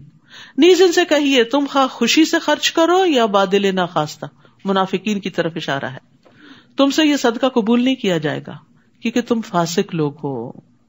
یعنی منافقین بعض اوقات شرموں کے شرمی جسے کہتے ہیں نا، کچھ نہ کچھ لے آتے تھے کہ چلے ہم خود تو نہیں جا سکتے، ہماری طرف سے رکھ لیجئے. ایسی بددلی کے ساتھ دینے سے صدقہ قبول نہیں ہوتا. صدقہ وہ قبول ہوتا ہے جو دل کی خوشی کے ساتھ دیا جائے، اللہ کی رضا کے لیے دیا جائے. ان سے ان کے نفقات قبول نہ ہونے کی وجہ صرف یہ ہے کہ انہوں نے اللہ اور اس کے رسول کا انکار کیا، اور اگر نماز کو آتے ہیں تو ڈھیلے ڈھالے، اور اگر کچھ خرچ کرتے ہیں تو بادل ناخواستہ ہی خرچ کرتے ہیں. تو سستی کے مارے پڑی ہوئی نمازیں اور بددلی سے دیے ہوئے صدقات اللہ کو نہیں چاہیے. اپنی دنیا کے لیے تو خوشی سے بھاگتے اور اللہ کی طرف آنے میں کتراتے ہو، اللہ کو ایسے لوگ نہیں چاہیے. نبی صلی اللہ علیہ وسلم کا طریقہ کیا تھا؟ دنیا کے سارے کام چھوڑ کے فوراً نماز کے لیے اٹھتے تھے. اسود کہتے ہیں میں نے عائشہ رضی اللہ عنہا سے پوچھا نبی صلی اللہ علیہ وسلم اپنے گھر میں کیا کرتے تھے؟ انہوں نے کہا آپ اپنے گھر کے کام کاج کرتے تھے، گھر والوں کی خدمت کرتے تھے. سبحان اللہ، باہر کے سارے بڑے بڑے کام انجام دے کر گھر آ کر بھی چین سے نہیں بیٹھتے تھے، پھر گھر والوں کے کام کرتے. جب نماز کا وقت ہوتا تو فوراً کام کاج چھوڑ کر نماز کے لیے چلے جاتے تھے. کام وہی چھوڑا اور نماز کے لیے چل دیے، کیونکہ آپ کہا کرتے تھے کہ نماز میری آنکھوں کی ٹھنڈک ہے. بلال نماز کی اقامت کہو، ہمیں اس سے راحت پہنچاؤ. مومن کے لیے نماز سکون اور تسلی کا باعث ہے، لیکن منافق کے لیے بڑی بھاری ہے. ان لوگوں کے مال اور اولاد آپ کو تعجب میں نہ ڈالیں. انسان جب دیکھتا ہے کہ جو لوگ دنیا کے لیے محنت کر رہے ہیں وہ کہاں سے کہاں پہنچ گئے اور ہم دین کی خدمت کرتے کرتے پیچھے رہ گئے ہیں، تو اس پر حیران نہ ہو. اللہ تو یہ چاہتا ہے کہ انہی چیزوں کے ذریعے انہیں دنیا کی زندگی میں سزا دے. یہی کامیاب اولاد جو ہے پھر ماں باپ کو پلٹ کے پوچھتی بھی نہیں، اور جب ان کی جان نکلے تو اس وقت یہ کافر ہی ہوں. تو کافروں کے لیے مال اور اولاد دنیا میں بھی فتنے اور آزمائش کا ذریعہ ہیں، لیکن اس کے برعکس مومن، ان کے لیے مال اور اولاد صدقہ جاریہ بنتے ہیں. وہ اللہ کی قسم کھا کر کہتے ہیں ہم تمہیں میں سے ہیں، ہم تو تمہارے ہیں، محبت کے دعوے کرتے ہیں، حالانکہ وہ ہرگز تم میں سے نہیں، بلکہ یہ ڈرپوک لوگ ہیں، تم سے ڈرتے ہیں اس لیے تم سے ایسی باتیں کرتے ہیں۔ اگر یہ کوئی پناہ کی جگہ پالے یا غار یا سر چھپانے کی جگہ تو یہ تیزی سے دوڑتے ہوئے وہاں جا چھپے ہیں، پناہ لے لیں۔ اور ان میں سے کوئی ایسا ہے جو صدقات کی تقسیم میں آپ پر الزام لگاتا ہے، اگر انہیں کچھ مل جائے تو خوش ہو جاتے ہیں اور اگر نہ ملے تو فوراً ناراض ہو جاتے ہیں۔ تو منافقین دراصل وہ لوگ ہیں جو دنیاوی اغراض کی وجہ سے خوش یا ناخوش ہوتے ہیں، ملے تو خوش، نہ ملے تو ناراض۔ نبی صلی اللہ علیہ وسلم نے فرمایا دینار اور درہم کا بندہ اور چادر کا بندہ ہلاک ہو جائے، اگر اسے دیا جائے تو راضی ہوتا ہے، نہ دیا جائے تو ناراض ہو جاتا ہے۔ ہلاک ہو جائے اور سرنگوں ہو جائے، جب اس کو کانٹا چبھے تو کوئی نہ نکالے، بد دعا دی آپ نے ایک طرح سے۔ ایسے لوگ جو صرف مفاد پرست ہیں، جو صرف مطلبی ہیں، تو ان کو ان کی کسی کوشش کا کوئی فائدہ نہیں ہوتا۔ پھر اللہ تعالیٰ ان کے نیتوں اور ارادوں کو خوب جانتا ہوتا ہے۔ کیا ہی اچھا ہوتا اگر وہ اس پر راضی ہو جاتے جو اللہ اور اس کے رسول نے انہیں دیا تھا، اور کہتے کہ اللہ ہمارے لیے کافی ہے، اللہ ہمیں اپنے فضل سے بہت کچھ دے گا اور اس کا رسول بھی، ہم اللہ کی طرف ہی رغبت رکھتے ہیں۔ انما الصدقات للفقراء والمساکین، صدقات، یہ صدقات واجبہ کی بات ہے، زکوٰۃ کی تقسیم کے مصارف بتائے جا رہے ہیں کہ زکوٰۃ کس کو دی جانی چاہیے۔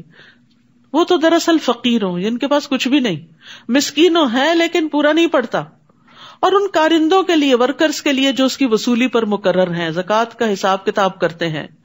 نیز تالیف قلب یعنی وہ لوگ جو اسلام لے آئے ہیں، نیو مسلمز، ان کی مالی مدد کے لیے تاکہ وہ اسلام پر جم جائیں، ان کے مسائل حل ہو جائیں۔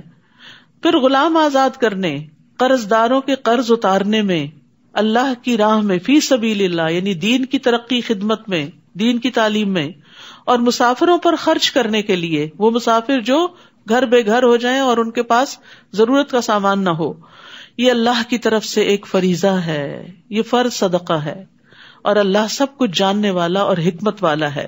تو اس میں بس علماء کے درمیان یہ اختلاف ہوا ہے کہ کیا ہر مد میں تھوڑا تھوڑا دیا جائے یا جہاں زیادہ ضرورت ہو وہاں دیا جائے۔ ممکن ہو تو بانٹ کر دیں، اور اگر کسی ایک جگہ زیادہ ضرورت ہے تو سارا وہاں بھی دے سکتے ہیں، کوئی ہارڈ اینڈ فاسٹ رول نہیں ہے۔ اور ان منافقین میں سے کچھ وہ ہیں جو پیغمبر کو ایذا دیتے ہیں اور کہتے ہیں کہ وہ کانوں کا کچا ہے۔ نعوذ باللہ، آپ کو بھی نہیں چھوڑا لوگوں نے۔ آپ ان سے کہیے یہ کانوں کا کچا ہونا ہی تمہارے حق میں بہتر ہے۔ کیوں کہتے تھے؟ کیونکہ آپ ہر ایک کی بات سن لیتے تھے۔ وہ اللہ پر اور مومنوں کی بات پر یقین رکھتا ہے، اور جو لوگ تم میں ایمان لائے ہیں ان کے لیے رحمت ہے، رحمت للعالمین تھے نا آپ۔ اور جو لوگ اللہ کے رسول کو دکھ پہنچاتے ہیں ان کے لیے دردناک عذاب ہے۔ وہ منافق تمہارے سامنے قسمیں کھاتے ہیں تاکہ تمہیں خوش رکھیں، تمہارے سامنے تعریفیں تمہاری اور بڑی بڑی باتیں، حالانکہ اگر وہ ایماندار ہوتے تو اللہ اور اس کا رسول اس بات کے زیادہ مستحق ہیں کہ انہیں راضی رکھیں، یعنی ان کا تو حق ہے کہ انہیں راضی رکھا جائے، تم پر احسان تو نہیں کرتے۔ کیا انہیں معلوم نہیں کہ جو شخص اللہ اور اس کے رسول کا مقابلہ کرے اس کے لیے جہنم یہ آگ ہے جس میں وہ ہمیشہ رہے گا، یہ بہت بڑی رسوائی ہے۔ منافق اس بات سے ڈرتے ہیں کہ مسلمانوں پر کوئی ایسی صورت نہ نازل ہو جائے جو انہیں منافقوں کے دلوں کا حال بتلا دے۔ اندر سے ڈرے ہوئے لوگ تھے۔ آپ ان سے کہیے اور مذاق کر لو، جس بات سے تم ڈرتے ہو اللہ اسے یقیناً ظاہر کر کے رہے گا۔ اس کو سورت فاضحہ بھی کہتے ہیں کہ اس سورت نے منافقوں کو رسوا کر دیا، ان کے اندر کی باتیں کھول کر بتا دی کہ وہ کیسے لوگ ہیں۔ اور اگر آپ ان سے پوچھیں کہ کیا باتیں کر رہے تھے تو کہہ دیں گے ہم تو صرف مذاق اور دل لگی کر رہے تھے، اور وہ مسلمانوں کا مذاق اڑاتے تو مخلص لوگوں کا مذاق اڑاتے تھے اپنی مجلسوں میں۔ آپ ان سے کہیے کیا تمہاری ہنسی اور دل لگی اللہ، اس کی آیات اور اس کے رسول کے ساتھ ہی ہوتی ہے؟ افسوس یہ کہ آج بھی کئی لوگ مسلمان ہوتے ہوئے اپنے آپ کو مسلمان کہلاتے ہوئے دینی شاعر کا مذاق اڑاتے ہیں۔ دین مذاق اڑانے کی چیز نہیں، ہنسنے کی چیز نہیں، اور ایسے لطیفے سننے اور سنانے سے پرہیز کرنا چاہیے جس میں دین کی کسی بات، قرآن کی کسی آیت، کسی حکم کا مذاق اڑایا گیا ہو۔ تو اس آیت سے یہ دلیل ملتی ہے کہ سنجیدگی یا مذاق میں بھی رسول اللہ صلی اللہ علیہ وسلم کی شان کو گھٹانا کفر کا رویہ ہے، اور اگر کوئی مذاق اڑا رہا ہو تو وہاں سے اڑ جانا چاہیے۔ لا تعتذروا قد کفرتم بعد ایمانکم، بہانے نہ بناؤ، تم فی الواقع ایمان لانے کے بعد کافر ہو چکے ہو۔ ظاہر میں تو وہ قسمیں کھا کے کہتے تھے ہم گواہی دیتے ہیں آپ اللہ کے رسول ہیں، اللہ کو پتا ہے کہ آپ رسول ہیں اس کے، اور اللہ گواہی دیتا ہے منافق بالکل جھوٹے ہیں۔ اگر ہم تمہارے ایک گروہ کو معاف بھی کر دیں تو دوسرے کو ضرور سزا دیں گے، کیونکہ وہ فی الواقع مجرم ہے۔ المنافقون والمنافقات، منافق مرد اور منافق عورتیں بھی، یعنی عورتوں میں بھی نفاق ہوتا ہے۔ بعضهم من بعض، ان میں سے بعض سے ہیں، ایک ہی تھیلی کے چٹے بٹے ہیں، جو برے کام کا حکم دیتے ہیں۔ منافقت کی علامت برائی کا حکم دینا، اور بھلے کام سے روکتے ہیں، نیکیوں کے کام سے لوگوں کو ہٹاتے ہیں، اور اپنے ہاتھ بھلائی یعنی صدقے سے بھیج لیتے ہیں۔ وہ اللہ کو بھول گئے، اللہ نے انہیں بھلا دیا۔ یہ منافق دراصل ہیں ہی نافرمان، فاسق۔ منافق مردوں، منافق عورتوں اور کافروں سے اللہ نے دوزخ کی آگ کا وعدہ کر رکھا ہے، جس میں وہ ہمیشہ رہیں گے، وہ انہیں کافی ہے، ان پر اللہ کی پھٹکار ہے اور ان کے لیے دائمی عذاب ہے۔ یہ انہی لوگوں کی طرح ہے جو ان سے پہلے تھے، وہ لوگ تم سے زیادہ طاقتور اور مال اور اولاد کے لحاظ سے تم سے بڑھ کر تھے، انہوں نے اپنے مقدر کے مزے لوٹے اور تم نے اپنے مقدر کے، جس طرح تم سے پہلے لوگوں نے اپنے مقدر کے مزے لوٹے تھے، یعنی دنیا کے فائدے اٹھائے تھے۔ اصل میں منافقت کی بنیادی وجہ ہی دنیا سے شدید محبت تھی، جس کی وجہ سے وہ دین سے پیچھے رہ گئے، اور تم بھی انہی باتوں میں پڑ گئے جن میں وہ پڑے ہوئے تھے۔ ایسے لوگ ہیں جن کے اعمال دنیا اور آخرت میں برباد ہو جائیں گے، اور یہی لوگ خسارہ پانے والے ہیں۔ الم یأتہم نبأ الذین من قبلہم، انہیں ان لوگوں کے حالات نہیں پہنچے جو ان سے پہلے گزر چکے ہیں، مثلا نوح کی قوم، عاد، سمود، ابراہیم کی قوم، مدین کے باشندے، اور وہ بستیاں جنہیں الٹ دیا گیا تھا۔ ان کے پاس ان کے رسول واضح دلائل لے کر آئے تھے، اللہ کے شایع نہ تھا کہ وہ ان پر ظلم کرتا، بلکہ وہ خود ہی اپنے آپ پر ظلم کر رہے تھے۔ یعنی پچھلی قوموں پر بھی جو عذاب آیا اس کی وجہ کیا تھی کہ انہوں نے اللہ کی نعمتوں کی ناشکری کی تھی اور اللہ کا حق نہیں دیا تھا، نعمتوں کے اوپر شکر نہیں کیا تھا۔ پھر فرمایا والمؤمنون والمؤمنات بعضهم اولیاء بعض یأمرون بالمعروف وینہون عن المنکر ویقیمون الصلاة ویؤتون الزکاة ویطیعون اللہ ورسولہ اولئک سیرحمہم اللہ ان اللہ عزیز حکیم۔ مسلمان مرد اور مسلمان عورتیں ایک دوسرے کے مددگار ہیں۔ وہ جو پیچھے پڑا تھا نا تعاونوا علی البر والتقوی، یعنی نیکی کے کاموں میں ایک دوسرے کو سپورٹ کرتے ہیں، مال سے، جان سے، وقت سے، مشوروں سے، جو بھلے کام کا حکم دیتے ہیں۔ یعنی یہ تعاون کس لیے ہوتا ہے؟ نیکیاں پھیلانے کے لیے، اور برے کام سے روکتے ہیں۔ وہ نماز قائم کرتے ہیں، یہ نہیں کہ صرف امر بالمعروف دوسروں کو ہی حکم دیتے رہتے ہیں اور خود کو بھول جاتے ہیں، خود بھی نمازوں کی پابندی کرتے ہیں اور زکوٰۃ ادا کرتے ہیں اور اللہ اور اس کے رسول کا حکم مانتے ہیں۔ یہ ہوتے ہیں مومن، یہی لوگ ہیں جن پر اللہ رحم فرمائے گا۔ بلا شبہ اللہ سب پر غالب اور حکمت والا ہے۔ تو اللہ کی رحمت پانے کے لیے یہاں اول درجے کی جو نیکی بتائی گئی، جس کا ذکر نماز سے بھی پہلے کیا گیا، وہ کیا ہے؟ امر بالمعروف، نیک باتوں کا حکم دینا، نیکیوں کو عام کرنا، نیکیوں کو پھیلانا۔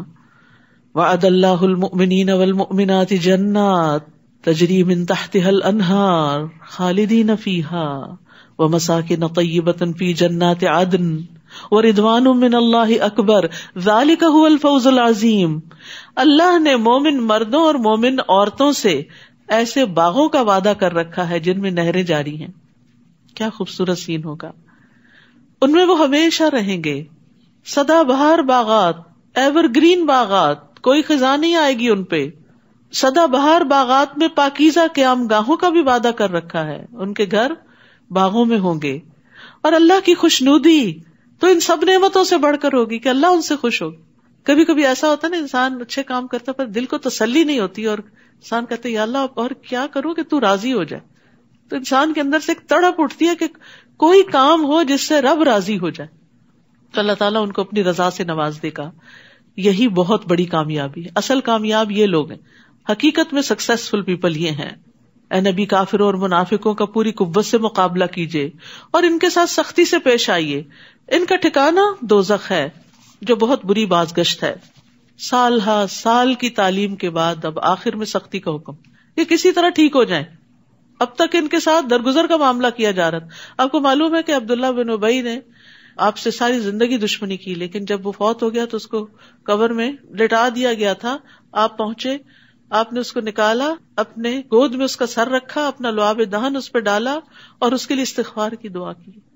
کون ہوگا جو ایسے دشمن کے لیے اتنی شفقت کا معاملہ کرے کہ اللہ اس کو بھی بخش دے؟ یہ ہے نبی صلی اللہ علیہ وسلم کی محبت انسانوں کے لیے.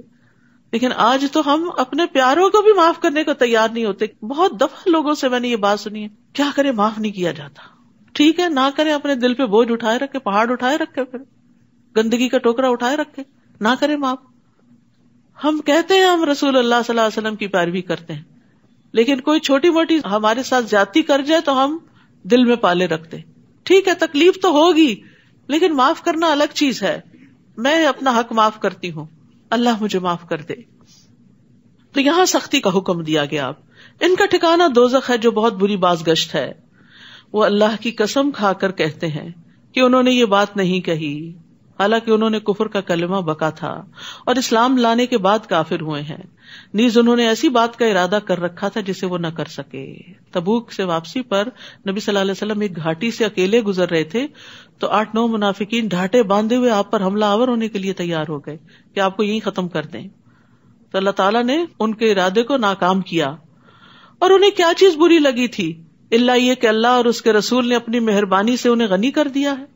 اگر یہ توبہ کر لیں تو ان کے حق میں بہتر ہے. اب بھی توبہ کر لیں. منافقوں کو بھی کہا جا رہا ہے توبہ کر لیں، منافقت سے باز آ جائیں. اور اگر یہ اعراض کریں تو اللہ انہیں دنیا میں بھی دردناک عذاب دے گا اور آخرت میں بھی، اور ان کے لیے روئے زمین پر کوئی حامی و مددگار نہ ہوگا. اور ان میں سے کچھ ایسے ہیں جنہوں نے اللہ سے عہد کیا تھا کہ اگر اللہ ہمیں اپنی مہربانی سے مال و دولت عطا کرے گا تو ہم ضرور صدقہ کریں گے اور نیک بندے بن جائیں گے. پھر جب اللہ نے اپنی مہربانی سے مال عطا کر دیا تو بخل کرنے لگے اور کمال بے اعتنائی سے اپنے عہد سے پھر گئے. استغفر اللہ. یہ آج بھی کئی لوگوں کا شعار ہوتا ہے. منتیں مانتے ہیں، دعائیں کرتے ہیں، یہ کام ہو جائے تو ہم اتنا اتنا صدقہ کریں گے، اتنا اتنا نیکی کا کام کریں گے. جب ہو جاتا ہے تو سب کچھ بھول جاتے ہیں. یاد رکھیے اللہ سے کیے ہوئے وعدے اور کمٹمنٹس بھلانی نہیں چاہیے. یہ منافقوں کی صفت ہوتی ہے. جب انہوں نے وعدوں کی خلاف ورزی کی جس کے نتیجے میں اللہ نے ان کے دلوں میں اس دن تک کے لیے نفاق ڈال دیا جس دن وہ اس سے ملیں گے، جس کی وجہ یہ ہے کہ انہوں نے اللہ سے جو وعدہ کیا تھا اس کی خلاف ورزی کی، اور اس لیے بھی کہ وہ جھوٹ بولا کرتے تھے. کیا انہیں معلوم نہیں کہ اللہ ان کے مخفی راز اور سرگوشیوں تک کو جانتا ہے، اور یہ بھی کہ اللہ غیب کی سب باتوں کو خوب جانتا ہے. ان منافقوں میں کچھ ایسے ہیں جو خوشی سے صدقہ کرنے والے مومنوں پہ تانا زنی کرتے ہیں، یعنی جو نیکی سے والنٹیئر کرتے ہیں، مال یا وقت ان کے اوپر باتیں بناتے ہیں. اور ایسے تنگ دست مسلمانوں پر بھی جو اپنی مشقت کی کمائی کے سوا کچھ نہیں رکھتے. یہ منافق ان کا مذاق اڑاتے ہیں. اللہ ان کا مذاق انہی پر ڈال دے گا اور ان کے لیے دردناک عذاب ہوگا. تو یاد رکھیے اللہ کے نزدیک کوانٹٹی سے زیادہ کوالٹی کی اہمیت ہے. رسول اللہ صلی اللہ علیہ وسلم نے فرمایا 1 درہم 1,00,000 درہم سے بڑھ گیا. لوگوں نے عرض کیا کس طرح؟ آپ نے فرمایا کسی آدمی کے 2 درہم ہو، وہ شخص 1 درہم صدقہ دے، اور ایک آدمی اپنے مال کی طرف جائے اور 1,00,000 درہم صدقہ کرے. یعنی ایک کے پاس ڈھیروں مال ہے اور ایک کے پاس ہے ہی 2 کہ جس میں سے وہ ایک اللہ کے راستے میں دے رہا ہے. تو جتنے اخلاص کے ساتھ جو خرچ کرتا ہے اس کا اجر اتنا ہی لکھا جاتا ہے. یعنی صرف یہ نہیں دیکھا جائے گا کہ کس نے کتنا کیا، یہ بھی دیکھا جائے گا کہ کتنے میں سے کیا. کیونکہ بعض اوقات ہم اسی چیز کو عذر بنائے رکھتے ہیں کہ ہمارے پاس تھوڑا ہے، ہم کیا کریں، تھوڑے میں سے ہی دے دیں. اس خاتون کی مثال شاید پہلے ہی میں نے دی ہو آپ کو کہ جس کے 6-7 بچے تھے اور اس کے پاس ایک وقت میں بس اتنا ہی آٹا ہوتا تھا کہ جس سے وہ 6-7 روٹیاں بنا سکے. تو وہ کیا کرتی تھی کہ ہر بچے کے پیڑے سے تھوڑا سا آٹا نکال کے ایک طرف رکھتی جاتی اور وہ ساروں میں سے تھوڑا تھوڑا نکال کے ایک روٹی اور بنا کے فقیر کو دے دیتی. تو جس نے دینا ہوتا ہے وہ تھوڑے میں سے بھی نکال لیتا ہے، اسے اس میں سے بھی نکالنے کا طریقہ آتا ہے، کیونکہ اس کو پتا ہے کہ جو تھوڑے میں سے دیتا ہے اللہ اس کو زیادہ دیتا ہے. آپ ان کے لیے بخشش کی دعا کریں یا نہ کریں، کیونکہ آپ نے عبداللہ بن ابی کے لیے دعا کی تھی تو فرمایا اس سے کوئی فرق نہیں پڑے گا. اگر آپ ان کے لیے 70 مرتبہ بھی دعائیں مغفرت کریں تو اللہ انہیں معاف نہیں کرے گا. تو آپ نے فرمایا تھا میں 70 سے زیادہ دفعہ کر دوں گا. یہ تھی آپ کی مہربانی. کیوں نہیں معاف کرے گا اللہ ان کو؟ یہ بظاہر مسلمان تھے. وجہ یہ ہے کہ ان لوگوں نے اللہ اور اس کے رسول کا انکار کیا، اور ایسے فاسق لوگوں کو اللہ سیدھی راہ نہیں پیچھے رہ جانے والے منافق اللہ کے رسول کا ساتھ نہ دینے اور پیچھے گھر بیٹھ رہنے پر خوش ہیں.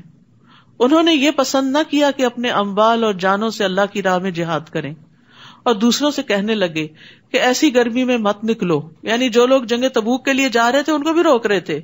آپ ان سے کہیے دوزخ کی آگ اس سے بہت زیادہ گرم ہے.